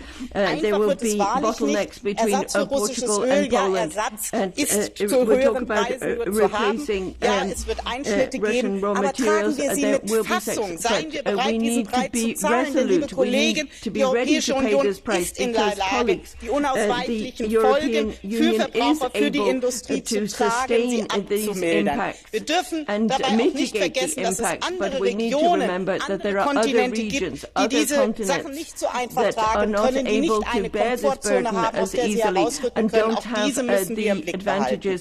Dabei dürfen wir trotzdem nicht wanken, nicht weichen. Wir dürfen uns vor allem nicht von den Einschüchterungsversuchen Putins in irgendeiner Weise beeindrucken lassen. Europa kann, Europa muss es jetzt tun, wenn wir uns von der Geschichte am Ende nicht vorwerfen lassen wollen, vor lauter Kleingedruckten das Wort Krieg nicht mehr lesen zu können.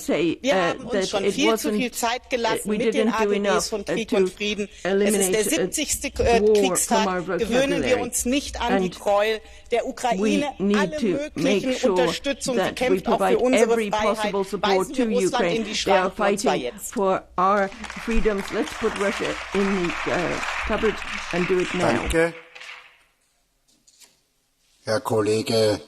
Frau Kollegin Monir, Herr Kollege Monir Sartori, the next speaker.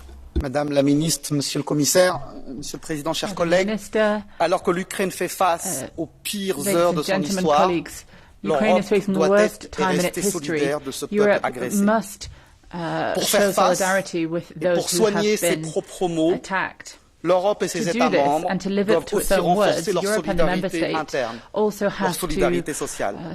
Nous devons empêcher la guerre de Vladimir Poutine de créer de la casse sociale dans l'Union européenne, car les Européennes et les Européens sont confrontés à une précarité énergétique accrue et à l'inflation. Le droit au logement, comme le droit à l'alimentation doivent être garantis. Nous en avons les moyens.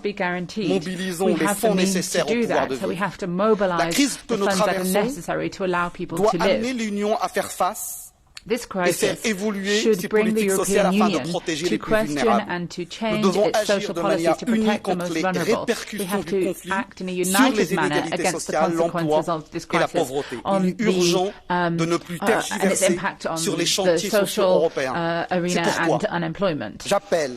And so this is why I call upon the French presidency of the Council to show how ambitious it is when it comes to the draft directive on the minimum wage that is currently being negotiated.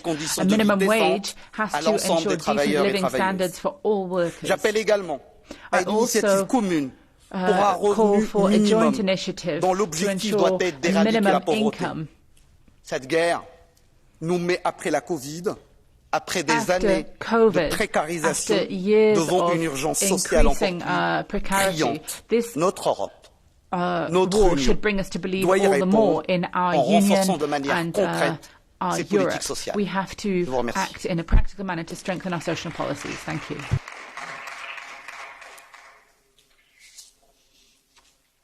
Herzlichen Dank. Zu Wort gemeldet hat sich unser Kollege Ivan Stefanic. Ďakujem pekne, dámy a páni, kolegyne a kolegovia. Už tretí mesiac čelia statoční Ukrajinci zločineckej ruskej vojenskej agresii a bránia slobodu nielen vo svojej vlasti, ale aj v celej Európe.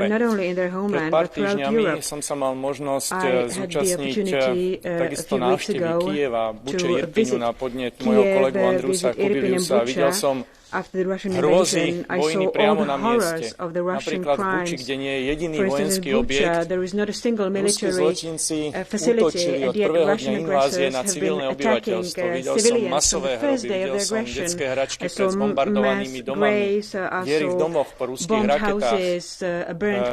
Proste hrôzy, na ktoré sa nedá zabudnúť. A je šokujúce, že ruský vojenský zločinec Putin týchto hrdorezov za tieto zločiny vyznamenával.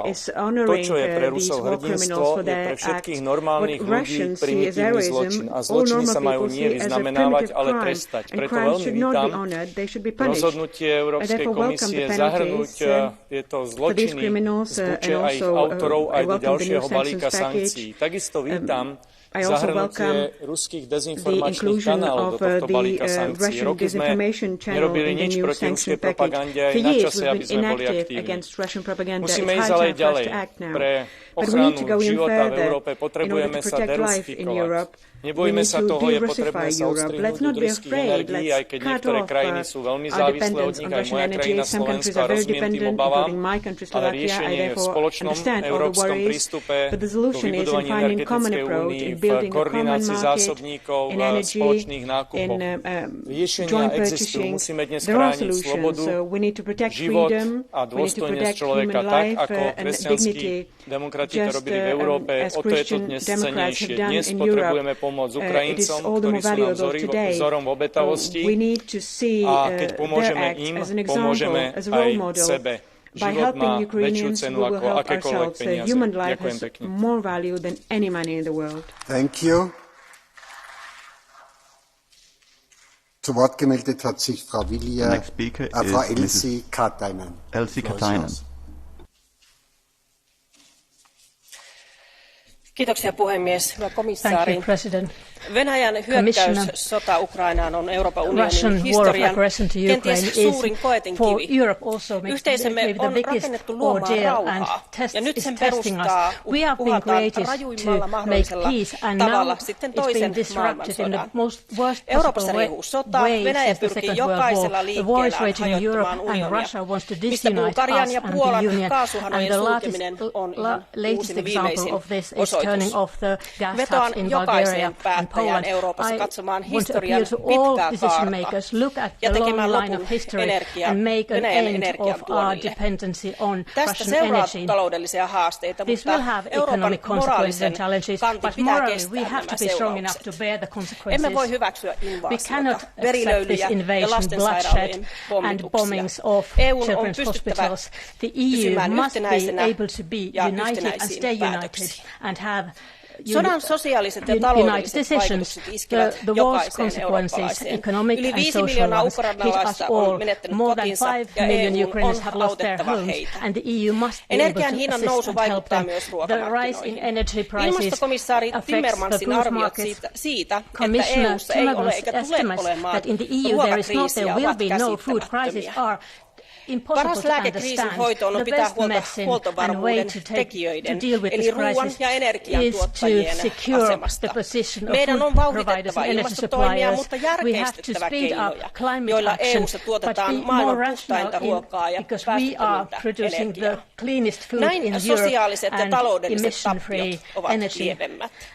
Yhteinen velanotto ei ole se tie, mihin kansalaiset Euroopassa haluavat lähteä. Sen sijaan jo sovittua koronan elvytyspakettia voidaan hyödyntää myös tässä kriisissä, sillä iso osa varoista on vielä käyttämättä. Thank you.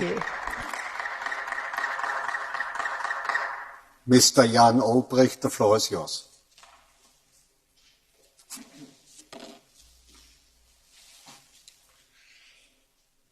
Panie Przewodniczący, Pani Komisarzu, Pani Minister. Dzisiaj rozmawiamy na temat społecznych i gospodarczych konsekwencji dla Unii, ale nie powinniśmy mówić, jakie będą konsekwencje, tylko jakie mogą być konsekwencje. Jeżeli mówimy o tym, jakie mogą być konsekwencje, to jest pytanie, co my, jako Unia Europejska, zrobimy, żeby zredukować negatywne konsekwencje, o ile to jest to możliwe. Jakie my jesteśmy gotowi podjąć kroki.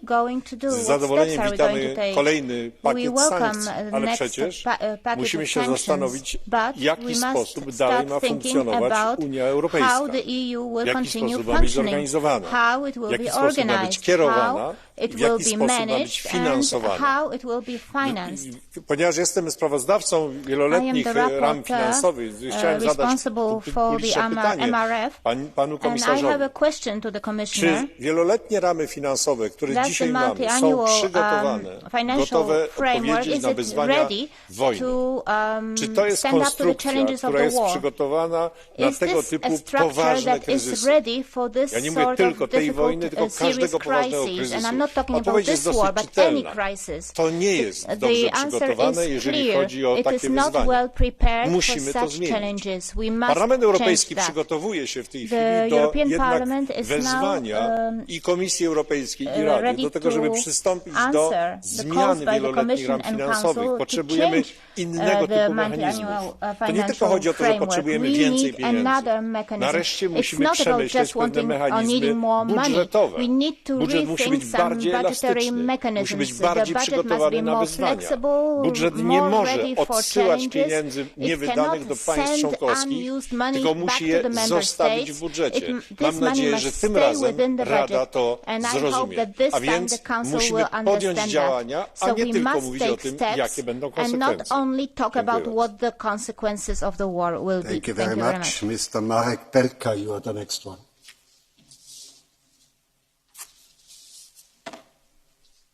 Panie Przewodniczący, instynktowną reakcją wielu rządów na pędzącą inflację są manewry podatkowe mające dać wrażenie ich obniżenia. Z ekonomicznego punktu widzenia takie działania przynieść mogą jednak skutki odwrotne. Dodatkowo napędzić inflację i dać znaczące zyski wielkim graczom, a nie zwykłym ludziom. W obliczu wyzwań, jakie postawiła przed nami agresja Rosji na wolną Ukrainę, czas na bardziej precyzyjne kroki. Oprócz kolejnych sankcji musimy zwiększyć presję podatkową na surowce energetyczne importowane z Rosji, przy tym pomagając najbardziej potrzebującym. Solidarność, o której tak wiele mówimy, musi być mierzona nie w słowach, a w euro. Postawmy sprawę jasno. Niemcy, Holandię, szereg innych krajów stać będzie na udzielenie pomocy swoim przedsiębiorstwom w przypadku ewentualnych strat. Takich krajów członkowskich jest jednak niewiele, a atak Putina na Ukrainę zaboli wszystkich członków naszej wspólnoty. W Polsce, z której pochodzę, pomocy uchodźcom udzielają głównie obywatele i samorządy. Wiedząc, że Krajowy Plan Odbudowy dla Polski jest wstrzymany, może warto pomyśleć o skierowaniu naszej pomocy tam, gdzie jest ona najpilniej potrzebna, czyli właśnie do wspólnot lokalnych i Polaków otwierających swoje domy ukraińskim sąsiadom. Bez naszego wsparcia ta pomoc nie będzie mogła trwać, a galopująca drożyzna tylko pogorszy sytuację rzeczywiście zaangażowanych. Solidarność od kilkunastu miesięcy odmieniamy przez wszystkie przypadki. W spontanicznych zrywach sprawiliśmy się w ostatnich latach doskonale. Czas przejść do działań stałych, długofalowych i przemyślanych. Od tego zależy przyszłość projektu, który nazywamy Unią Europejską, naszym wspólnym domem. I może nawiążę do wystąpienia mojego poprzednika. Wojna w Ukrainie postawiła przed nami wielkie wyzwanie zasadniczej przebudowy ekonomicznego zarządzania w Unii Europejskiej. Next Generation EU to powinien być stały element. Powinniśmy tak pomyśleć nad przebudową Stability and Growth Pact, żeby połączyć elastyczność z dyscypliną finansową.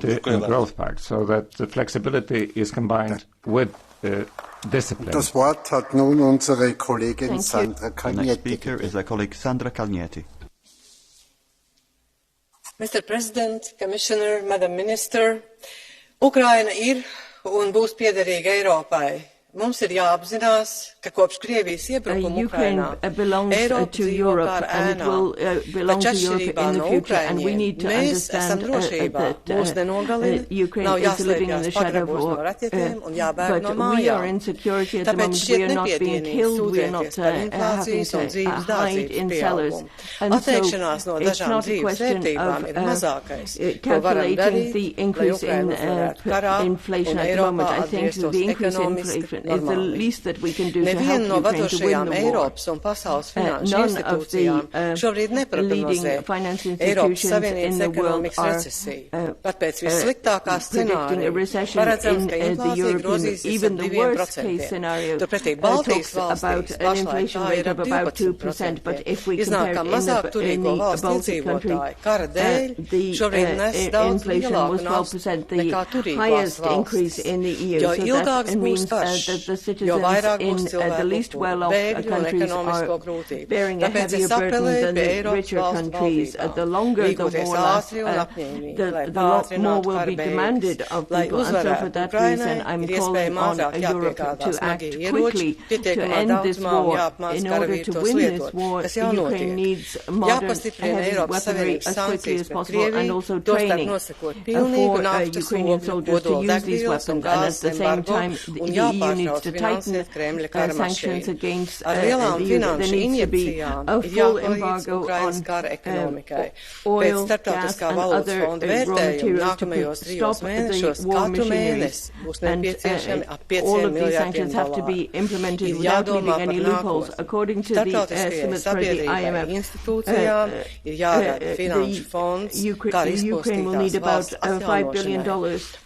And in order to help them, we need to think about the future, and the international community has to have special funds for the reconstruction after the end of the war. And we have to understand that Ukraine cannot win this war because a victory of Russia will be a defeat for Europe. The next speaker is Mrs. Dolores Montserrat. Presidente, mi primer mensaje es al pueblo ucraniano. Thank you, President. The first message is to the Ukrainian people. We stand by you. A la guerra, las crisis se solapan y no dan un respiro a los europeos, a nuestras familias, los autónomos, los trabajadores, las pymes, la industria. Los desorbitados precios de la energía han dejado al descubierto nuestras debilidades en un sector tan estratégico como es el energético. Hay que frenar estas subidas ya, bajando el IVA y los impuestos que gravan la electricidad y los carburantes. Europa debe reducir su dependencia energética, diversificar las fuentes de suministro y fortalecer las interconexiones, como el gasoducto Step entre España y el resto de Europa. Además, la guerra ha golpeado a nuestro mercado agroalimentario, pues Ucrania es el granero de Europa. No debemos dar por hecho el suministro y la seguridad alimentaria. Necesitamos abrirnos a otros mercados para garantizar que nuestro ganado se pueda alimentar. Necesitamos una PAC con menos restricciones y que garantice unos alimentos de calidad a precios razonables. La inflación, el incremento de la factura de la luz y la subida de la cesta de la compra asfixia a millones de europeos. Con las cosas de comer no se juega. La Comisión Europea hoy ha presentado un paquete con buenas medidas. Pero, por ejemplo, la Comisión Europea todavía hoy no ha recibido la propuesta del gobierno español para topar el precio del gas en la península ibérica. Un gobierno que ni escucha a la oposición, ni ejecuta lo que prometen y abandona a los españoles. España necesita menos propaganda gubernamental y más rigor. Los populares pedimos bajar impuestos, que los fondos europeos lleguen a la economía real y creen empleo y reducir el gasto público superfluo del macrogobierno de España. Europa necesita gobiernos con presidentes que pongan el interés de sus ciudadanos por encima de los suyos. Muchas gracias. Above their own. Thank you. Thank you very much, dear colleagues. We are coming to the Catch the Eye. I can give everybody who asked for the floor, and I will start with Mr. Andreas Koupidis.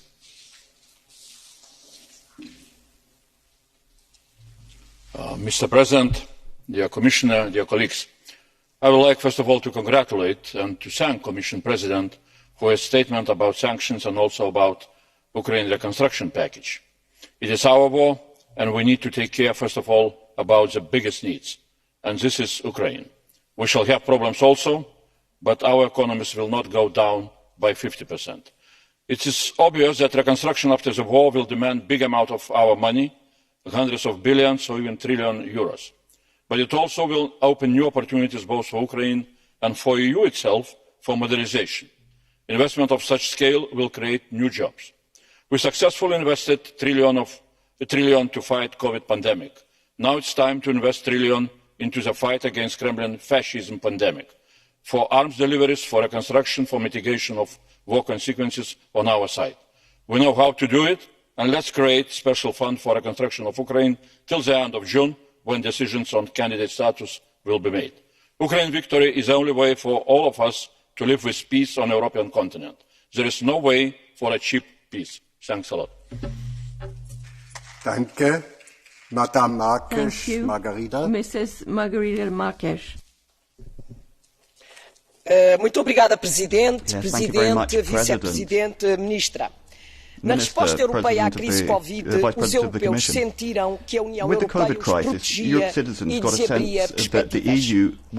A criação de programas SURE ou do Next Generation EU tornou bem visível o valor e a importância da União Europeia, não só na proteção dos empregos, mas também no relançamento das economias europeias.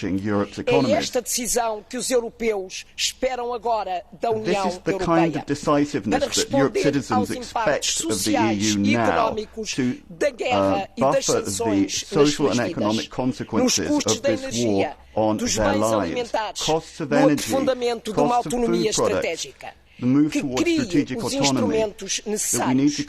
Por isso esperamos que a Comissão Europeia proponha a criação de programa e financiamento respectivo para a transição e a autonomia energética, mas também que compense o aumento dos custos da energia para as pessoas e para as empresas. E esperamos o Repower EU.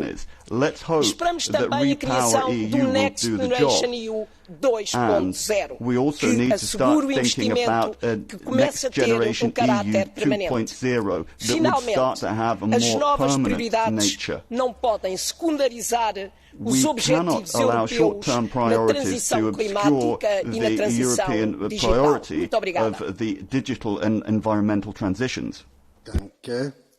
Thank you. Mr. Joachim Stanislav next. Bardzo dziękuję, panie przewodniczący.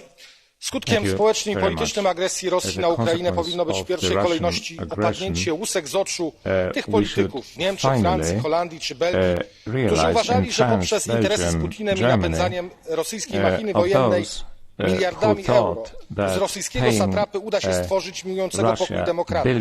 Dziś czas na realne działania. Żadne górnolotne słowa, marsze protestu czy rysowanie kredkami po chodnikach nie zatrzymają rosyjskiej agresji na Ukrainę. Tylko twarde i konsekwentne sankcje, całkowite odejście od rosyjskiego gazu i ropy, solidarne wsparcie militarne dla Ukrainy, i mam tu na myśli ciężki sprzęt wojskowy, a nie zalegające w magazynach Bundeswehry niepotrzebne hełmy, może powstrzymać Putina. Kolejnym niezwykle ważnym aspektem społecznym i politycznym agresji Rosji na Ukrainę musi być całkowita solidarność wszystkich państw członkowskich Unii z tymi państwami, które dziś wzięły na swoje barki ogromny wysiłek pomocy humanitarnej dla milionów ukraińskich uchodźców wojennych, takich jak Słowacja, Czechy czy mój kraj Polska. I dlatego wstydem jest, że do dziś Komisja Europejska nie skierowała do tych państw ani jednego euro pomocy. My w Polsce nie tworzymy zamkniętych gett, nie mówimy o relokacji.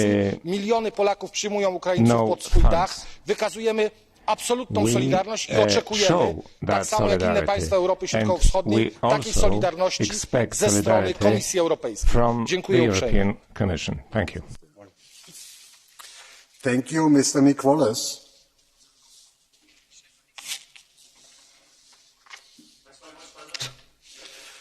The social and economic consequences for the EU of the Russian war in Ukraine are immense. Ukraine, the EU and the Global South are the biggest losers in this war. The impact on fuel, oil, energy and agriculture prices, declining supplies of food, means that many countries will be unable to pay their foreign debts. The euro has been undermined and we're risking an EU-wide recession. But the US sees big opportunities. US Treasury Secretary Janet Yellen was crystal clear on this in her April 13 speech. She detailed how the US will use the IMF to provide conditional assistance to struggling states friendly to US geostrategic interests, while threatening sanctions against any countries thinking of continuing to do any business with Russia. Pope Francis has come out and apportioned blame on NATO for the war and questioned the wisdom of supplying arms to Ukraine. NATO says they are ready to fuel the war for years. The US needs the war to reinforce the unipolar power, while Ukraine, the people of Europe and hundreds of millions in the global south will pay the price. Thank you. Danke, Herr Kollege Eugen Tomak. Thank you. Eugen Tomak. Vă mulțumesc, domnule președinte, domnule comisar. Peste 52 de miliarde de euro au plecat din Uniunea Europeană de la 1 ianuarie 2022 până la 1 mai anul acesta. Cred că această cifră spune totul, pentru că noi luăm petrol, gaze și cărbune din Rusia și în schimbul acestor facilități comerciale susținem o țară care nu mai respectă nicio regulă. Tocmai de aceea salut sancțiunile noi anunțate astăzi de președinta Ursula von der Leyen, însă cred că nu este suficient. Trebuie să facem mai mult pentru a slăbi Rusia, pentru a convinge pe Putin să renunțe la acest război inutil, fără sens. Cred că este important să sistem importul de petrol, dar și mai important este să găsim soluții pentru a opri complet importul de gaz și să susținem statele astfel încât să poată rezista oricăror provocări pe viitor. Mai mult decât atât, peste 5 milioane de cetățeni ai Ucrainei și-au părăsit casele și sunt astăzi în Uniunea Europeană. Sper că la viitoarea plenară Ursula von der Leyen să ne anunțe că s-a creat un fond pentru refugiați. Sunt 5 milioane de cetățeni care așteaptă un suport concret din partea Uniunii Europene. Statele membre au făcut tot ceea ce au putut în această situație de criză, dar de acum încolo trebuie să acționăm instituțional, să-i susținem pe oameni, să integrăm în societățile noastre până când vom fi capabili să mergem acolo în Ucraina, să o reconstruim după ce se va încheia acest război absurd. Ei au nevoie de casele lor, ei au nevoie de o perspectivă europeană și doar împreună o putem construi prin acțiuni concrete implementate imediat. Vă mulțumesc. Danke. Zu Wort gemeldet hat sich Frau Maria Grapini. Domnule președinte, domnule comisar, stimați colegi, aveam mari așteptări la dezbaterea de astăzi pentru că tema era consecințele asupra Uniunii Europene. Din păcate, doamna președinte nu ne-a prezentat consecințele. Eu o să vorbesc în numele unei țări care a fost în prima linie, România. Cetățenii din România mă întreabă totuși. Ei au fost ospitalieri, generoși, au primit refugiații și este normal să fim solidari. Problema este că ce împart românii? Împart veniturile cele mai mici din Uniunea Europeană, împart sărăcia cu refugiații. Ce se întâmplă? Bugetul României este alocat singur pentru a ajuta și refugiații. Dar ce face Uniunea Europeană? A sprijinit concret statele membre, Polonia, România, Slovacia, Slovenia, Cehia, care au primit cei mai mulți refugiați? Nu. Care sunt consecințele asupra Uniunii Europene? Faptul că scade creșterea economică, faptul că sunt spulberate IMM-urile, faptul că sunt decapitalizate IMM-urile. Nu este cazul Comisia să regândească toate planurile care le-am avut, sigur, cu ambiții, cu responsabilitate, dar acum suntem în alt context. Domnule comisar, dacă întrebați un mic întreprinzător, el își schimbă planul de afaceri când factori externi influențează. Și Uniunea Europeană și noi trebuie să ne schimbăm, pentru că altfel vom distruge economia interioară. Toate lanțurile de aprovizionare au fost fracturate, degeaba avem o strategie de reindustrializare, degeaba avem planuri pe hârtie, dacă în mod concret cetățenii nu sunt ajutați, sărăcesc mai departe și nu pot să le crească veniturile, dacă companiile, dacă întreprinderile mici și mijlocii nu vor avea șanse să-și revină după dubla criză, criza pandemică și iată acum criza din război. Așadar, eu în numele românilor vă cer să știți, nu trăiesc, nu se încălzesc, nu se hrănesc din mulțumirile noastre. Ei așteaptă măsuri concrete și aștept, domnule comisar, în răspunsul dumneavoastră să ne spuneți ce veți face concret pentru a, într-adevăr, a diminua consecințele războiului asupra Uniunii Europene. Vă mulțumesc. Thank you very much. Danke. Thank you. Kollegin Angelika Niebler. Angelika Niebler is the next speaker. Vielen Dank, Herr Vorsitzender, Herr Kommissionsvertreter, meine lieben Kolleginnen und Kollegen. 70 Tage nun dauert schon dieser fürchterliche Krieg, der so unendliches Leid und Zerstörung bringt. Ich denke, wir müssen wirklich alles machen, um diesen Krieg so schnell wie möglich zu beenden. Und damit ist es auch notwendig, den Druck auf Putin wo immer möglich zu erhöhen. Ich begrüße ausdrücklich das 6. Sanktionspaket. Ich glaube, es ist ein wuchtiger Aufschlag. Zum einen, dass die Sperrbank jetzt auch ausgeschlossen wird vom SWIFT-Zahlungssystem und das Ölembargo, so wie es jetzt vorgesehen ist, ist, glaube ich, der richtige Schritt. Natürlich müssen wir uns überlegen, welche Auswirkungen und Konsequenzen diese fürchterliche Situation in der Ukraine auch auf uns hat. Und da bin ich bei der Vorrednerin, ehrlich gesagt.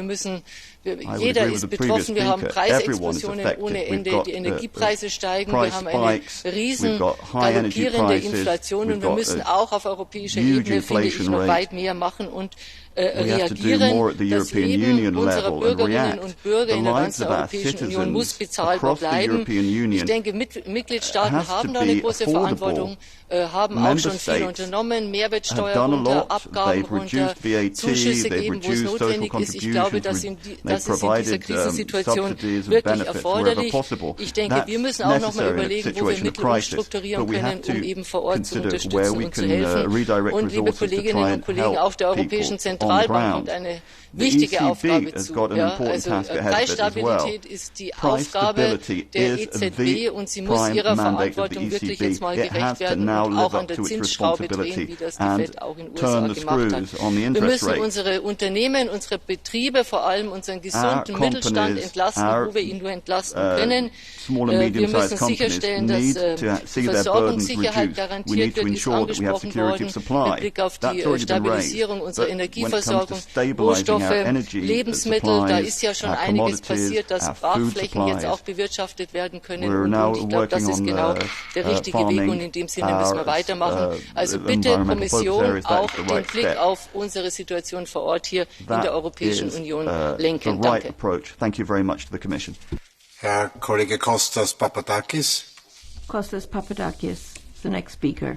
Τα περί αλληλεγγύης και ενιαίας απάντησης στο ρώσικο εκβιασμό, οι ασάφειες σκοπιμότητας δεν μπορούν να κρύψουν τις σφοδρές αντιθέσεις στο εσωτερικό της Ευρωπαϊκής Ένωσης ανάμεσα στις κυβερνήσεις.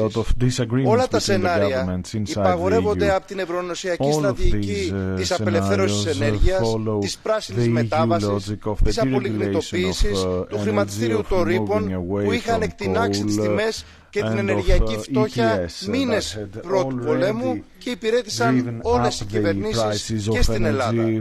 Πίσω από τις φιέστες της ελληνικής κυβέρνησης και τον τερματικό σταθμό αεριοποίησης στην Αλεξανδρούπολη που αποτελεί και στρατιωτικό ορμητήριο του υπεριαλιστικού πολέμου, βρίσκεται η αντικατάσταση του ρώσικου αερίου από πανάκριβο αμερικάνικο LNG, φέρνοντας μεγάλα κέρδη και στους μεταφορείς Έλληνες εφοπλιστές. Όλοι αυτοί οι σχεδιασμοί, οι αλλεπάλληλες κυρώσεις προϋποθέτουν βαρύ λογαριασμό για το λαό και νέα κέρδη για τα μονοπόλια. Τη στιγμή μάλιστα που πυκνώνουν διεθνώς οι ανησυχίες των εκτελείων της Ευρωπαϊκής Ένωσης και του Διεθνούς Νομισματικού Ταμείου για επικείμενη νέα περιδίνηση σε καπιταλιστική κρίση. Μόνη διέξοδος ο λαϊκός αγώνας για ουσιαστικά μέτρα ανακούφισης, κατάργηση των έμεσων φόρων, του χρηματιστηρίου της ενέργειας, άμεσης και πλήρους επαναλειτουργίας των λιγνητικών μονάδων με απόσυρση από τις κυρώσεις προς τη Ρωσία. And That concludes the Catch the Eye round. We conclude with Mr. Gahler. Ja, vielen Dank, Herr Präsident, liebe Kolleginnen und Kollegen. Wer schnell hilft, hilft doppelt. Deswegen ist auch der Zeitplan des Europäischen Parlaments bei der Verhängung der Sanktionen ambitionierter als der des Rates. Ich begrüße ausdrücklich das, was die Kommissionspräsidentin heute als sechstes Paket vorgelegt hat. Aber nach Auffassung des Parlaments sollte auch das Ölembargo jetzt kommen. Die Kommission sollte sich nicht erschöpfen in der Rolle, den kleinsten gemeinsamen Nenner des Rates zu notifizieren.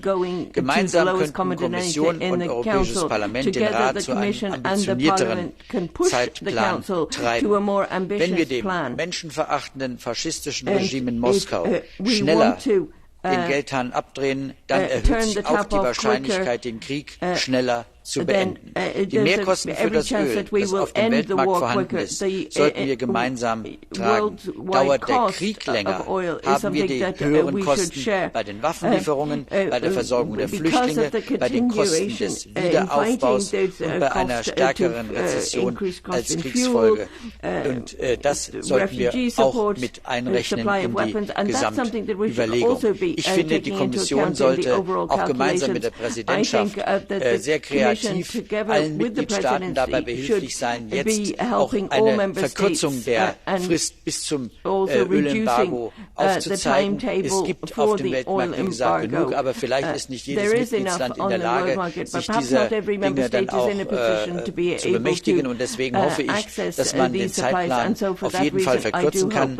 Die Forderung des Parlaments auch aus dem letzten Plenum ist allerdings, dass das Ölembargo jetzt kommen sollte, dann hilft es besser in der Verkürzung des Krieges, nicht erst im Herbst. Und damit helfen wir auch unseren ukrainischen Freunden, die hier einen existenziellen Kampf führen. Slava Ukraini. Danke, Herr Kollege. Wir kommen nun zu den abschließenden Bemerkungen der Kommission und des Rates. Und ich darf mit Herrn Vizepräsidenten Šefčovič beginnen. Let me give the floor to Vice President Šefčovič.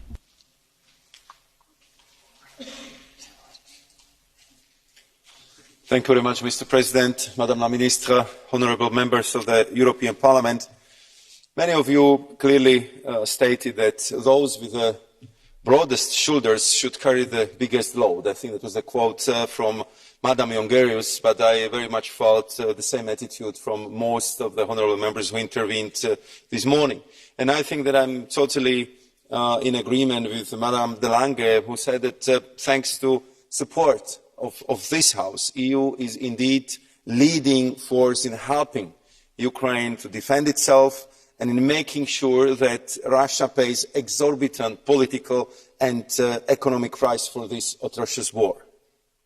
Our major leverage is our political European unity, which is forged in a debate like this, but also our economic strength, which allows us to proceed with tough, unprecedented sanctions which hurts aggressors more and more. Today we proceed with a fixed package of sanctions, and I really would like to thank you for your encouragement, for your support, because to quote Mr. Garicano and Mr. Galler just a minute ago, banning oil imports from Russia seemed too difficult just a few weeks ago. Today we are proceeding. Today we are doing just that, and we make sure that we would proceed in a concerted way to have every single government on board. And as you know, this is not an easy task, but we are working on this unity, and I'm very encouraged by the support we hear in this House and by the discussions we have with our member states. I think Mr. Marques underscored in a very able way that the political unity indeed is our major strength, and economic power is our major leverage. Several honourable members, Mr. Fernandes, Mr. Shirdevan, but many others are rightly reminding us that our unprecedented sanctions affect our citizens and businesses in Europe as well. And I want to reassure you that we in the Commission are also very much concerned by the high energy prices, and we are looking into all opportunities how to tackle them and how to use all the possibilities we have at our disposal, and we will come up with some proposals and solutions under our Recover Plan, which we will present to you in coming days. It will still be in this month in May. We are, of course, looking at other possibilities how to help economically and financially to our member states and to our citizens. Mr. Belka and Mr. Olbrycht have been asking the questions, is our budget fit for war? Of course, it was prepared in different times, under different circumstances, but at the same time, we have to act and we have to play with the cards we have, with the budgetary means which are at our disposals. And therefore, I thought that I would bring some figures to you, because through you, I believe we can communicate directly also with our citizens and with our member states.